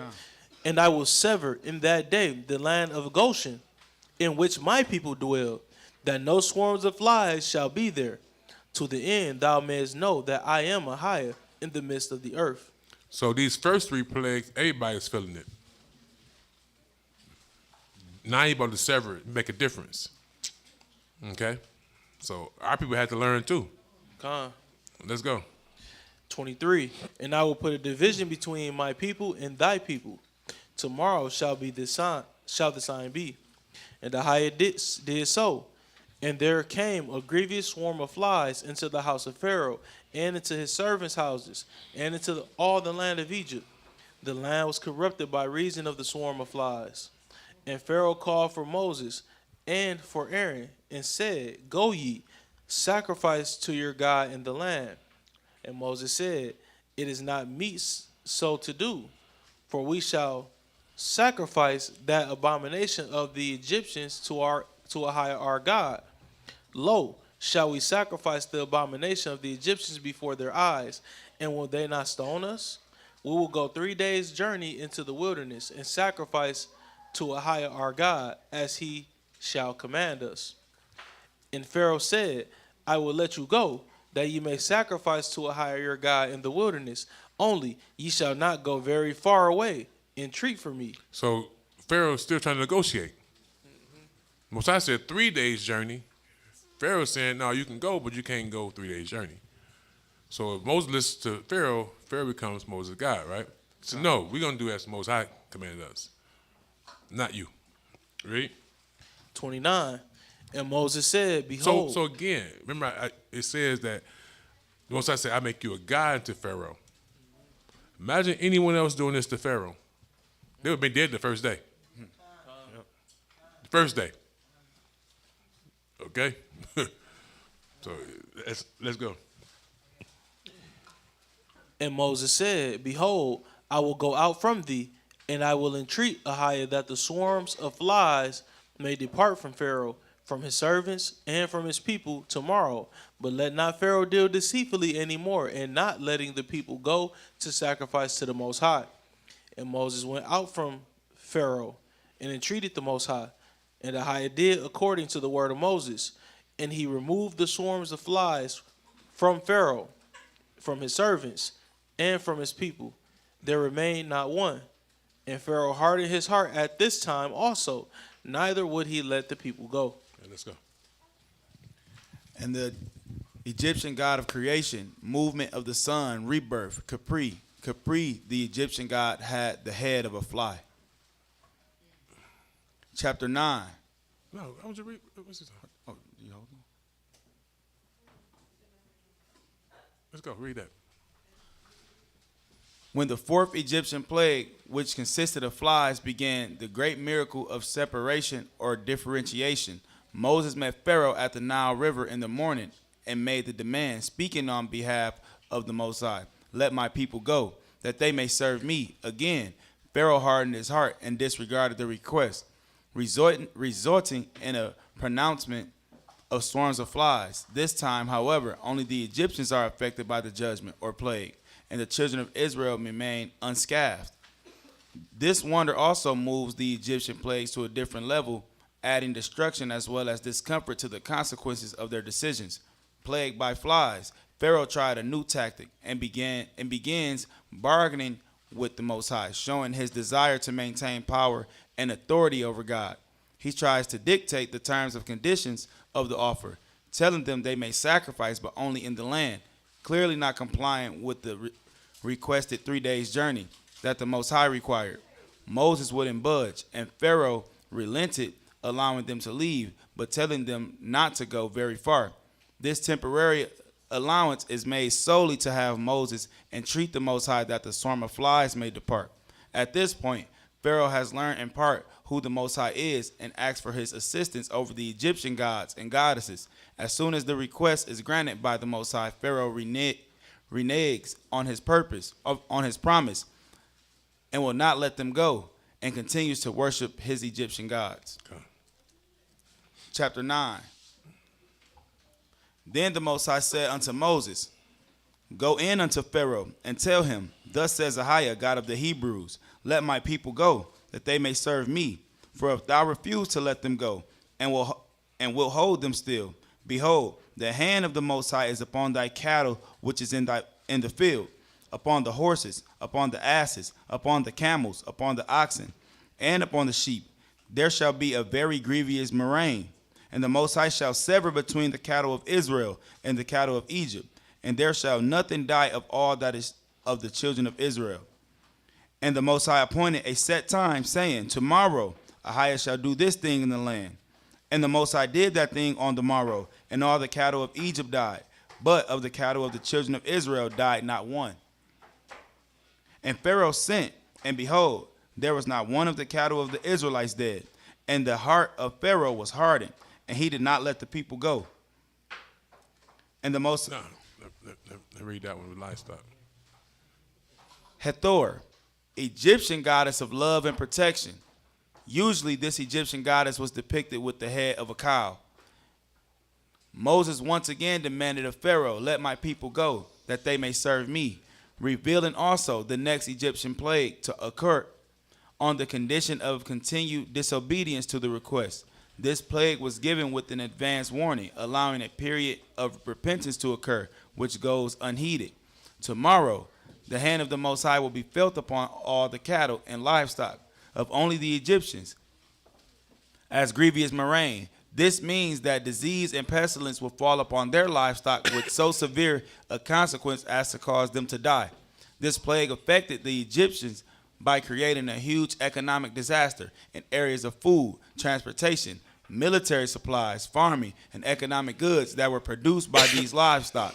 Still, Pharaoh's heart remained hard, and he would not listen to the Most High, but remained faithful to the Egyptian gods and goddesses.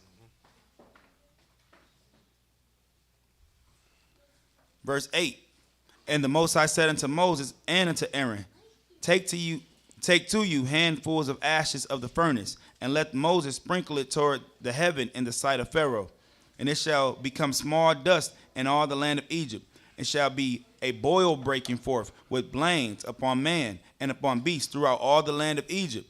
And they took ashes of the furnace and stood before Pharaoh, and Moses sprinkled it up toward heaven. And it became a boil breaking forth with blains upon man and upon beast. And the magicians could not stand before Moses because of the boils, for the boil was upon the magicians and upon all the Egyptians. And the Most High, and the Lord hardened the heart of Pharaoh, and he hearkened not unto them, as the Most High had spoken unto Moses. He's saying the Lord, but it's not the Most High, it's Mistema. Come. And the Most High said unto Moses, Rise up early in the morning, and stand before Pharaoh, and say unto him, Thus says Ahayah, God of the Hebrews, Let my people go, that they may serve me. For I will at this time send all my plagues upon thine heart, and upon thy servants, and upon thy people, that thou mayest know that there is none like me in all the earth. For now I will stretch out my hand, that I may smite thee and thy people with pestilence, and thou shalt be cut off from the earth. And in very deed for this cause have I raised thee up, for to show in thee my power, and that my name may be declared throughout all the earth. As yet exaltest thou thyself against my people, that thou wilt not let them go. Behold, tomorrow about this time. Get this one. Isis, the Egyptian goddess of medicine and peace. Now it's going to bring out something interesting about the Egyptians, right? Let's go. Isis, the Egyptian goddess of medicine and peace. Unannounced, the sixth Egyptian plague is given for the first time, directly attacking the Egyptian people themselves, being instructed by the Most High. Moses took ashes from the furnace of affliction and threw them into the air. As the dust from the ashes blew all over Egypt, it settled on man and beast alike in the forms of boils and sores. As with the previous two, throughout the remaining Egyptian plagues, the division is drawn between the Egyptians and the children of Israel, as God gives protection to his covenant people. The severity of the judgment of God has now become personal, as it is actually felt by the people themselves, cleanliness being paramount in the Egyptian society. This plague pronounces the people unclean. The magicians who have been seen throughout the previous plagues are unable to perform ceremonially rituals to their Egyptian gods and goddesses in this unclean state, not allowing them to even stand before Pharaoh. They are seen in the scriptural account no more. It is great to notice the contrast shown as Moses and Aaron are the only ones left standing in front of Pharaoh with the one true God as their support. God. Verse 18, behold, tomorrow about this time I will cause it to rain a very grievous hail, such as have not been in Egypt since the foundation thereof, even until now. Send therefore now and gather thy cattle, and all that thou hast in the field, for upon every man and beast which shall be found in the field, and shall not be brought home, the hail shall come down upon them, and they shall die. He that feared the word of the Most High among the servants of Pharaoh made his servants and his cattle flee into the houses. And he that regarded not the word of the Most High left his servants and his cattle in the field. And the Most High said unto Moses, stretch forth thine hand toward heaven, that there may be hail in all the land of Egypt, upon man and upon beast, and upon every herb of the field throughout the land of Egypt. And Moses stretched forth his rod toward heaven, and the Most High sent thunder and hail, and the fire ran along upon the ground. And the Most High rained hail upon the land of Egypt. So there was hail and fire mingled with hail, very grievous, such as there was none like it in all the land of Egypt, since it became a nation. And all the hail smote throughout all the land of Egypt, all that was in the field, both man and beast. And the hail smote every herb of the field, and brake every tree of the field. Only in the land of Goshen, where the children of Israel were, was there no hail. Nut, the Egyptian goddess of the sky. Again, warning is given before the enactment of the plague takes place. Pharaoh is warned of the impending doom that will be faced if he does not listen to the Most High and forget his own Egyptian gods and goddesses. Hail of unspeakable size and ability to destroy will rain down from the sky and turn to fire as it hits the ground. The Most High, in showing Pharaoh that there is none like him in the earth, allows those who are willing to hear his word and do as he commands to be saved. A division is now felt between the Egyptians in the form of those converted to the Most High. Who that? Read that again. A division is now felt between the Egyptians in the form of those converted. So now there's a division. There's Egyptians who are converting over to the God of the Hebrews. These are those who left our land with us. Right? So they separate themselves from their own people and dealing with Moses and his God. Right? A division is now felt between the Egyptians in the form of those converted to the Most High, as shown by their obedience and willingness to escape to the protection of their houses. Similarly, we are warned to make our houses a place of refuge from the world today. We have been warned. Interestingly enough, the crops that were destroyed by the hail consisted of flax and barley, which were ripening in the fields. These two particular crops were not the mainstay of their diet, but were used more specifically for their clothing and libations. This destruction would make their life uncomfortable, but as far as affecting their food supply, the wheat still survived. This gave the Egyptians still another chance to turn to the one true God and forsake their own Egyptian gods and goddesses, thus showing his mercy and grace even yet. God, to the Gentiles. Read. Verse 27. And Pharaoh sent and called for Moses and Aaron and said unto them, I have sinned this time. The Most High is righteous, and I and my people are wicked. Entreat the Most High, for it is enough that there be no more mighty thundering and hail, and I will let you go, and ye shall stay no longer. And Moses said unto him, as soon as I am going out of the city, I will spread abroad my hands unto the Most High, and the thunder shall cease. Neither shall there be any more hail, that thou mayest know how that the earth is Ahayah's. But as for thee and thy servants, I know that ye will not yet fear Ahayah. And the flax and the barley was smitten, for the barley was in the ear, and the flax was bold. But the wheat and the rye were not smitten, for they were not grown up. And Moses went out of the city from Pharaoh, and spread abroad his hands unto the Most High. And the thunder and hail ceased, and the rain was not poured upon the earth. And when Pharaoh saw that the rain and the hail and the thunders were ceased, he sinned yet more, and hardened his heart, he and his servants. And the heart of Pharaoh was hardened, neither would he let the children of Israel go, as the Most High had spoken by Moses. Chapter 10. And the Most High said unto Moses, Go in unto Pharaoh, for I have hardened his heart, and the heart of his servants, that I may show these my signs before him, and that thou mayest tell in the ears of thy son and of thy son's sons what things I have wrought in Egypt. So why he's doing this?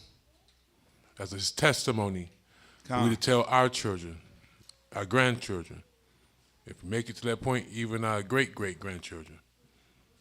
Come. Right? Of his testimony. Which things I have wrought in Egypt, and my signs which I have done among them, that ye may know that I am Ahayah. And Moses and Aaron came in unto Pharaoh, and said unto him, Thus says Ahayah, God of the Hebrews, How long wilt thou refuse to humble thyself before me? Let my people go, that they may serve me. Else, if thou refuse to let my people go, behold, tomorrow will I bring the locusts into thy coast, and they shall cover the face of the earth, that one cannot be able to see the earth, and they shall eat the residue of that which is escaped, which remaineth unto you from the hail, and shall eat every tree which groweth for you out of the field.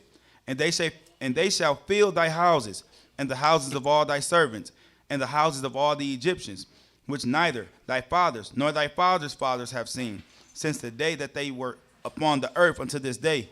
And he turned himself and went out from Pharaoh. And Pharaoh's servants said unto him, How long shall this man be a snare unto us? Let the man go, that they may serve Ahayah their God.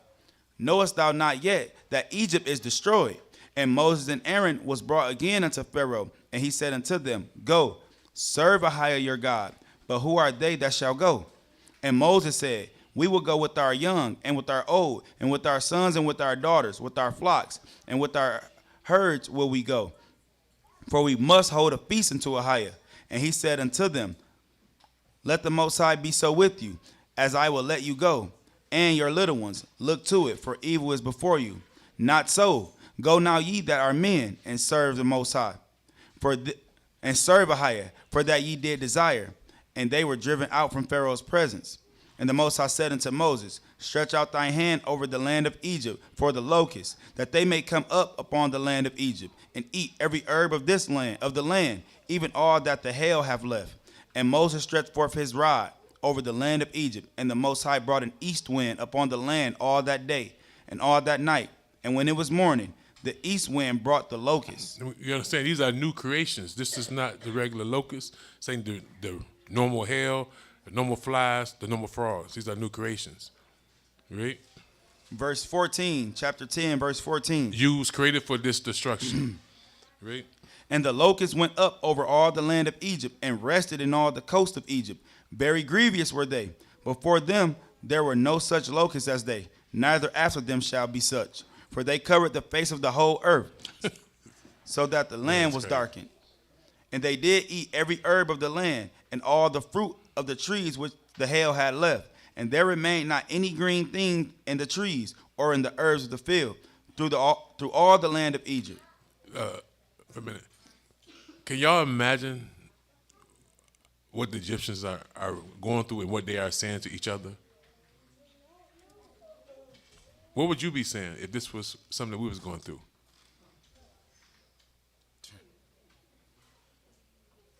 But the craziest thing is, all these Egyptians didn't convert. After all that. Like, they still put their trust in their gods. Many guys was unable to do anything. That's crazy. Read.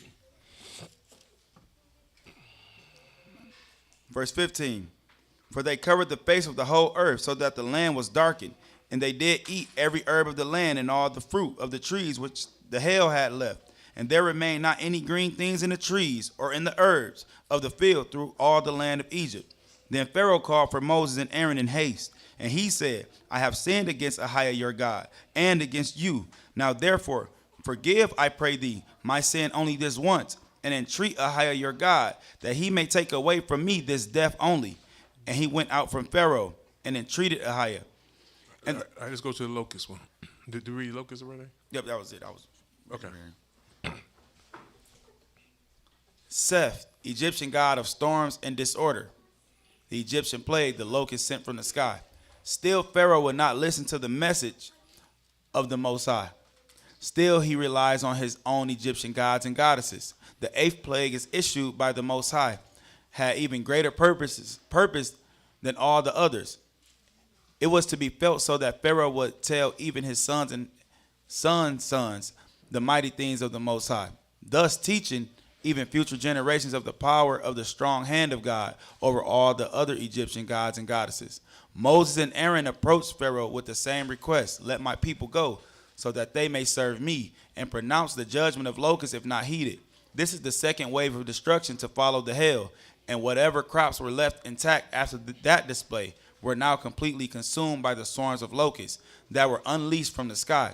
This wonder definitely affected their life source by hitting them in their food supply. The Most High displayed the possibility of imminent death if a change of heart did not occur. Yet still, Pharaoh would not listen. Verse 19, and the Most High turned a mighty strong west wind, which took away the locusts and cast them into the Red Sea. There remained not one locust in all the coast of Egypt, but the Lord hardened Pharaoh's heart, so that he would not let the children of Israel go. And the Most High said unto Moses, stretch out thine hand toward heaven, that there may be darkness over the land of Egypt, even darkness which may be felt. And Moses stretched forth his hand toward heaven, and there was a thick darkness in all the land of Egypt 3 days. Verse 23, they saw not one another, neither rose. Wait, stop. It's too much commotion. Y'all have a seat. Children, have a seat. It's too much commotion. Winter.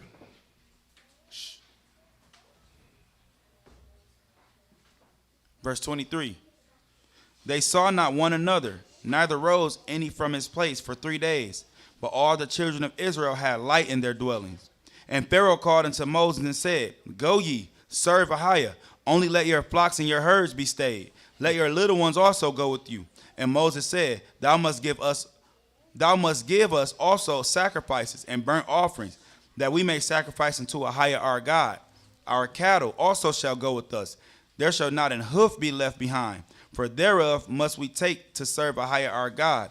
And we know not with what we must serve Ahayah until we come thither.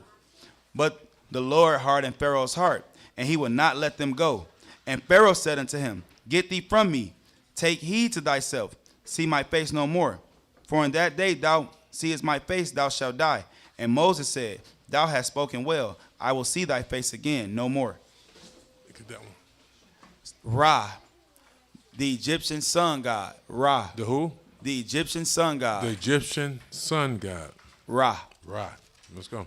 Says, darkness now fell upon Egypt unannounced as a prelude to the future fate to be felt by the Egyptian empire when the message of the Most High was not heeded. And they still turned to their own Egyptian gods and goddesses. 3 days of palpable darkness that was so immense it could be physically felt covered the land of Egypt. The sun, the most worshipped god in Egypt, other than Pharaoh himself. The who? The sun, the most worshipped god in Egypt, other than Pharaoh himself, gave no light. The Most High showed that he had control over the sun as a witness that the God of Israel had ultimate power over life and death. This psychological and religious impact would have had a profound influence on the Egyptians at this point. Darkness was a representation of death, judgment, and hopelessness. Darkness was a complete absence of light. God. Chapter 11. And the Most High said unto Moses, Yet will I bring one plague more upon Pharaoh and upon Egypt. Afterwards, he will let you go hence. When he shall let you go, he shall surely thrust you out hence altogether. Speak now in the ears of the people, and let every man borrow of his neighbor, and every woman of her neighbor, jewels of silver and jewels of gold. And the Most High gave the people favor in the sight of the Egyptians. Moreover, the man Moses was very great in the land of Egypt, in the sight of Pharaoh's servants, and in the sight of the people. And Moses said, Thus says Ahayah, about midnight will I go out into the midst of Egypt, and all the firstborn in the land of Egypt shall die, from the firstborn of Pharaoh that sitteth upon his throne, even unto the firstborn of the maidservant that is behind the mill, and all the firstborn of beasts. And there shall be a great cry throughout all the land of Egypt, such as there was none like it, nor shall be like it any more. But against any of the children of Israel shall not a dog move his tongue, against man or beast, that ye may know how Ahayah doth put difference between the Egyptians and Israel. And all these thy servants shall come down unto me, and bow down themselves unto me, saying, Get thee out, and all the people that follow thee. And after that I will go out. And he went out from Pharaoh in a great anger. And the Most High said unto Moses, Pharaoh shall not hearken unto you, that my wonders may be multiplied in the land of Egypt. And Moses and Aaron did all these wonders before Pharaoh. And the Lord hardened Pharaoh's heart, so that he would not let the children of Israel go out of his land. Chapter 12. And the Most High spake unto Moses and Aaron in the land of Egypt, saying, This month shall be unto you the beginning of months. It shall be the first month of the year to you. This month is the beginning of the year with the Most High. Okay? Read. Not January 1st. This month shall be unto you the beginning of months. It shall be the first month of the year to you.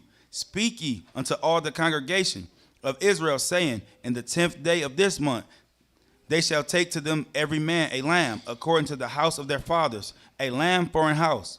And if the household be too little for the lamb, let him and his neighbor next unto his house take it according to the number of the souls. Every man according to his eating shall make your account for the lamb.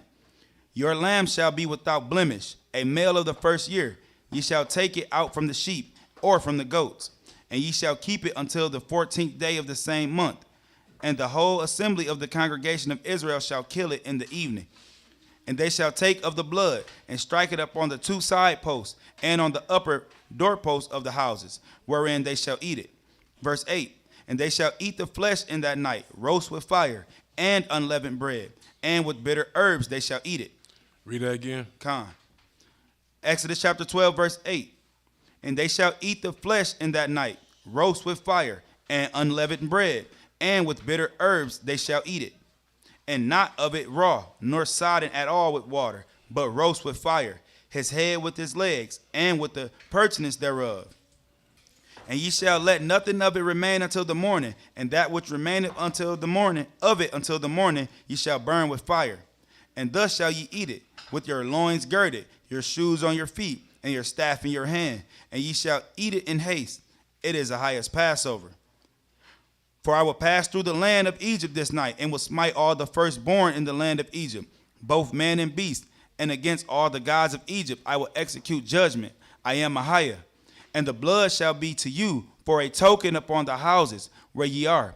And when I see the blood, I will pass over you, and the plague shall not be upon you to destroy you when I smite the land of Egypt. And this day, in verse 14, and this day shall be unto you for a memorial, and ye shall keep it a feast to Ahayah throughout your generations. Ye shall keep it a feast by an ordinance forever. This is why we doing it right now. Read. 7 days shall ye eat unleavened bread. Even the first day ye shall put away leaven out of your houses. For whosoever eateth leavened bread, from the first day until the 7th day, that soul shall be cut off from Israel. And in the first day there shall be an holy convocation. Now again, we have to bring it out for those who have never heard this. It said, the soul that eateth leavened bread in the 7th day, their soul will be cut off from Israel. Well, I'm not in your houses. The Most High knows who's doing what. He's going to cut you off. Okay? Read. Verse 16. And in the first day there shall be an holy convocation. And in the 7th day there shall be a holy convocation. That's why next Sabbath we will close out the feast of Passover unleavened bread with a holy convocation. No manner of work shall be done in them, save that which every man must eat, that only may be done of you. And ye shall observe the feast of unleavened bread, for in this selfsame day have I brought your armies out of the land of Egypt. Therefore shall ye observe this day in your generations by an ordinance forever. In the first month, on the 14th day of the month at even, ye shall eat unleavened bread, until the 21st day of the month at even. 7 days shall there be no leaven found in your houses. For whosoever eateth that which is leavened, even that soul shall be cut off. So again, going back to why we changed up into what I say is the proper course, he said leavened. 7 days, no leaven should be in our house. He didn't say leaven agent, leaven, when it's already leavened. Okay, now if you put A and B together, it makes C. It has to be C, all right, in C state, okay? Let's go. 7 days shall there be no leaven found in your houses. For whosoever eateth that which is leavened, even that soul shall be cut off from the congregation of Israel. So be careful, people, okay? Be careful. Yes.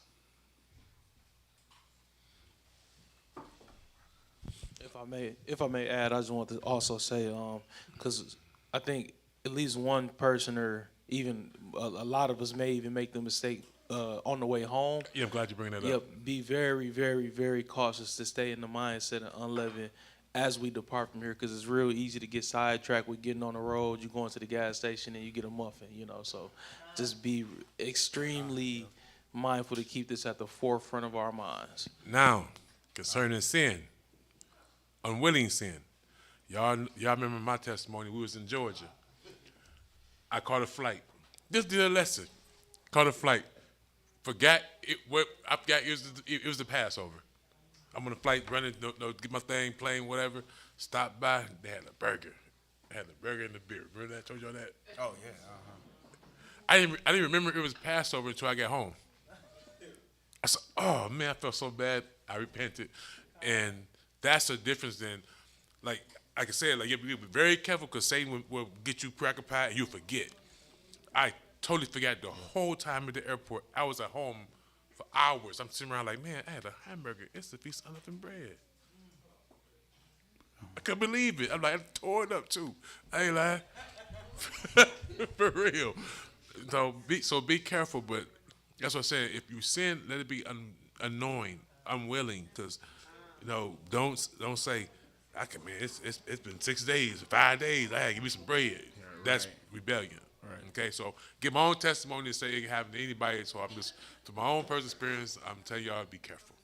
Okay, because that's why I was not thinking about I'm like, I just did a lesson on it. Beat myself up. I'm for real. I mean, they crafty. But let's go. In the middle of verse 19. Even that soul shall be cut off from the congregation of Israel, whether he be a stranger or born in the land. Ye shall eat nothing leavened, and all your habitations shall ye eat unleavened bread.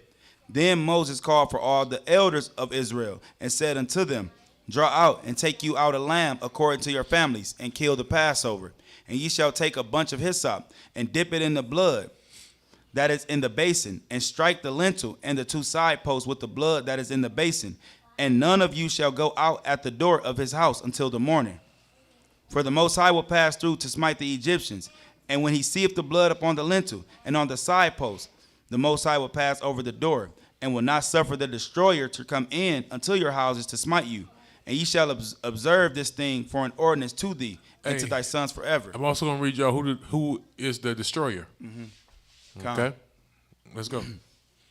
And it shall come to pass, when ye be come to the land which the Ahayah will give you, according as he hath promised, that ye shall keep this service. And it shall come to pass, when your children shall say unto you, What mean ye by this service? So why haven't we been doing this all our lives? See? Be high as well. Next week when we close out, I read y'all some stuff out of we've done before out of Josephus. We'll see that since Solomon to hundreds of years down the road, we weren't keeping Passover. They forgot our God. We've been serving the Gentiles' gods. So we came up serving the Gentile gods. As I said last night, we were serving the Romans gods, the one they put in our Bible, Jehovah. We didn't keep none of these holy days. Didn't know nothing about them. We was taught that, oh, that's for Israel. That's ancient. That's done away with. But the only way our children will ask us, what mean you by this, is if they see us doing it. And we see our children, they're growing up in it. Okay? Which is a blessing. Let's go. Verse 27. Then ye shall say, it is the sacrifice of Ahayah's Passover, who passed over the houses of the children of Israel in Egypt, when he smote the Egyptians and delivered our houses. And the people bowed the head and worshipped. And the children of Israel went away and did as Ahayah commanded Moses and Aaron, so did they. And it came to pass that at midnight the Most High smote all the firstborn in the land of Egypt, from the firstborn of Pharaoh that sat on his throne, unto the firstborn of the captive that was in the dungeon, and all the firstborn of the cattle. And Pharaoh rose up in the night, he and all his servants, and all the Egyptians. And there was a great cry in Egypt, for there was not a house where there was not one dead. And he called for Moses. Again, do you see how the Most High operate? So don't get all excited when somebody say, this is an act of God. No, it ain't. I mean, lightning struck and hit a rod and the church caught on fire. If this Most High, every church in the world would be on fire. Not one would be unburnt. Okay? But he's showing you his pattern. When he does something, it's totality. It ain't just one little thing. So you see something happen in Jerusalem, guy ain't that. No, that's just happened by chance. No, the Most High, no, his judgment is waiting for them. He got something planned for them. The whole world gonna know. Let's go. Verse 31. And he called for Moses and Aaron by night and said, rise up and get ye forth from among my people, both ye and the children of Israel. Go, serve Ahayah, as ye have said.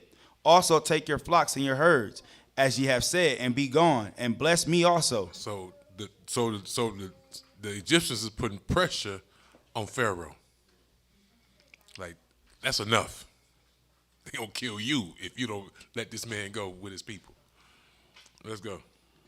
And the Egyptians were urgent upon the people, that they might send them out of the land in haste, for they said, we be all dead men. And the people took their dough before it was leavened. Let's stop right there. Mm-hmm. Read the last plague. Pharaoh, the ultimate power of Egypt. So out of all the guys, he finished with the number one. Pharaoh himself. Read. Pharaoh, the king of Egypt, was worshipped by the Egyptians because he was considered to be the greatest Egyptian god of all. It was believed that he was actually the son of Ra himself, manifest in the flesh. After the plague of darkness felt throughout the land was lifted, Pharaoh resumed his position of bargaining with the Most High and offered Moses another deal. Since virtually all of the Egyptian animals had been consumed by the judgments of the Most High, Pharaoh now consented to the request made to let the people go, but they must leave their animals behind. This was a totally unacceptable offer, as the animals were to be used as the actual sacrifice to the Most High. The Most High is uncompromising when he has set the terms. He's what? Uncompromising when he has set the terms. The Most High is uncompromising. That's what I say. That's why I say he's not a guy that accepts excuses. He's uncompromising. He said what it is that we must do to get life. Mm-hmm. That's what it is. So there's no one in the world that's getting any special treatment. Okay, what kind of relationship they think they have with him? There's no one in the world. There's no one in the world getting special treatment. He's uncompromising. Right? When he has set the decree. Go ahead. Enraged by the refusal, Pharaoh pronounced the last deadly plague to be unleashed upon the land from his very own lips, as he warns Moses, get thee from me, take heed to thyself, see my face no more. For in that day thou seest my face, thou shalt die. And Moses said, thus says the Most High, about midnight will I go out unto the midst of Egypt, and all the firstborn in the land of Egypt shall die, from the firstborn of Pharaoh that sitteth upon his throne, even unto the firstborn of the maidservant that is behind the mill, and all the firstborn of beasts. And there shall be a great cry throughout all the land of Egypt, such as there was none like it, nor shall be like it anymore. At this point, the passive obedience that the children of Israel have shown is now moved to a level of active obedience. They are now given strict instructions to follow so that they did not also feel the judgment of this last plague sent by the Most High. These instructions are known as the Feast of the Passover, the Feast of Unleavened Bread, and the Law of the Firstborn. And these rituals display the law of sacrifice, that the law of the gospel, and the law of consecration, all necessary requirements to receive ultimate salvation from spiritual death. Now, that's all we're going to read from that. Let's go. It still ain't popped up yet. Verse 34, Exodus chapter 12. And the people took their dough before it was leavened, their kneading troughs, being bound up in their clothes upon their shoulders. And the children of Israel did according to the word of Moses, and they borrowed of the Egyptians jewels of silver, jewels of gold, and raiment. And the Most High gave the people favor in the sight of the Egyptians, so that they lent unto them such things as they required, and they spoiled the Egyptians. And the children of Israel journeyed from Ramesses to Succoth, about 600,000 on foot, that were men, beside children. And a mixed multitude went up also with them. Who? A mixed multitude. A mixed multitude of Gentiles, not just Egyptians, but other nations. A multitude. Okay? The Most High showed out. And a mixed multitude went up also with them, and flocks and herds, and even very much cattle. And they baked unleavened cakes of the dough which they brought forth out of Egypt, for it was not leavened, because they were thrust out of Egypt, and could not tarry, neither had they prepared for themselves any victual. Now the sojourning of the children of Israel, who dwelt in Egypt, was 430 years. And it came to pass, at the end of the 430 years, even the selfsame day, it came to pass that all the host of the Most High went out from the land of Egypt. It is a night to be much observed unto Ahayah for bringing them out from the land of Egypt. This is that night of Ahayah to be observed of all the children of Israel in their generations. And the Most High said unto Moses and Aaron, This is the ordinance of the Passover. There shall no stranger eat thereof, but every man's servant that is brought for money, when thou hast circumcised him, then shall he eat thereof. A foreigner and an hired servant shall not eat thereof. In one house shall it be eaten. Thou shalt not carry forth aught of the flesh abroad out of the house, neither shall ye break a bone thereof. All the congregation of Israel shall keep it. And when a stranger shall sojourn with thee, and will keep this Passover to Ahayah, let all his males be circumcised. And see, that's the catch. It says no foreigner or stranger, so they just can't. I can't just invite a Gentile to Passover and they break bread. They have to be in this, baptized in this. He says, read. And when a stranger again is a non-Israelite, shall sojourn with thee, and will keep the Passover of the Most High, and desire to keep the Passover, let all his males be circumcised, and then let him come near and keep it. And he shall be as one that is born in the land. For no uncircumcised person shall eat thereof. One law shall be to him that is homeborn, and unto the stranger that sojourneth among you. Thus did all the children of Israel, as the Most High commanded Moses and Aaron, so did they. And it came to pass the selfsame day that Ahayah did bring the children of Israel out of the land of Egypt by their armies. Now, I'm going to read y'all something again. Finish reading what I was reading out of Jubilees, and that's going to conclude the Passover lesson until we get to more of it next Shabbat. Where did I stop at?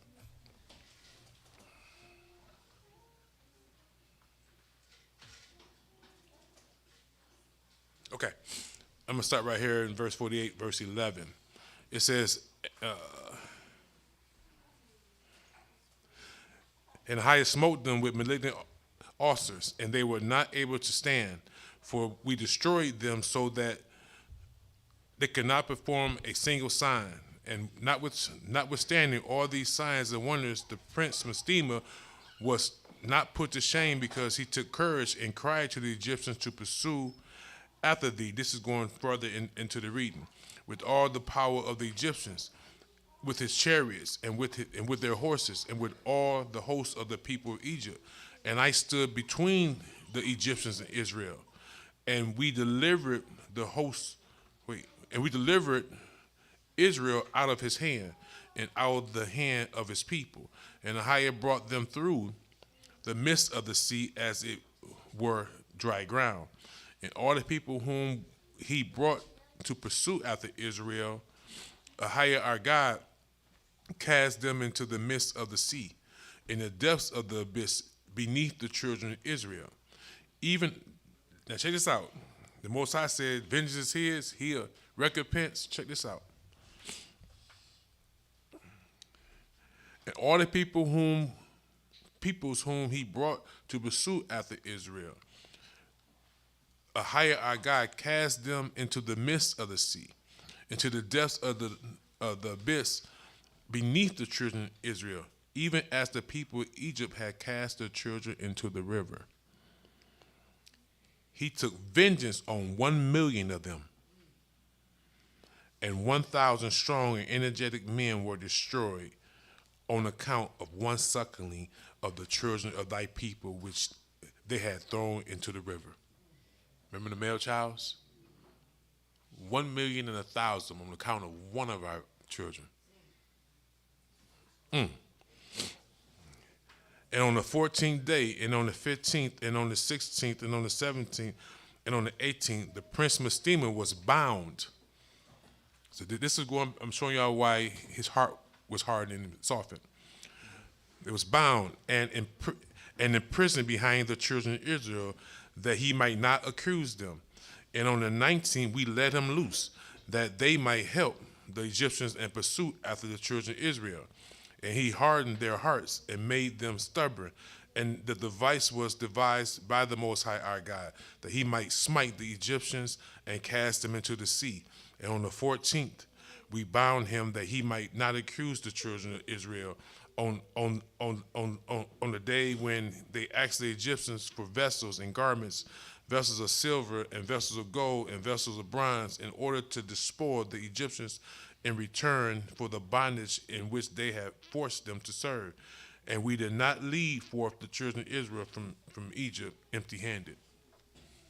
So, who really led us out of Egypt? Moses was not by himself. So I always told you, if we do make it to the point where we are going back into the wilderness, it won't be by me or no other elder alone. It'd be angelically led, as our forefather was angelically led and protected coming out of Egypt. The Most High is not going to do nothing new. It's the same thing. The angel was created to be ministers into his people. He always used them, as he still do, as it is this day. So that's the summary of the Passover at this point. We're going to close out in prayer, and we're going to start eating the Passover meal and make sure that we have everything. I see y'all moving, but go again, make sure we have everything that's leavened out of here, and we're going to enjoy this night as we customarily do. Iran going to perform tonight. Come out retirement, his 6-hour retirement, and we're going to praise the Most High God. We're rejoicing and singing and dancing, whatever it is, we're going to get it in. Bless y'all. Shabbat Shalom. Shabbat Shalom.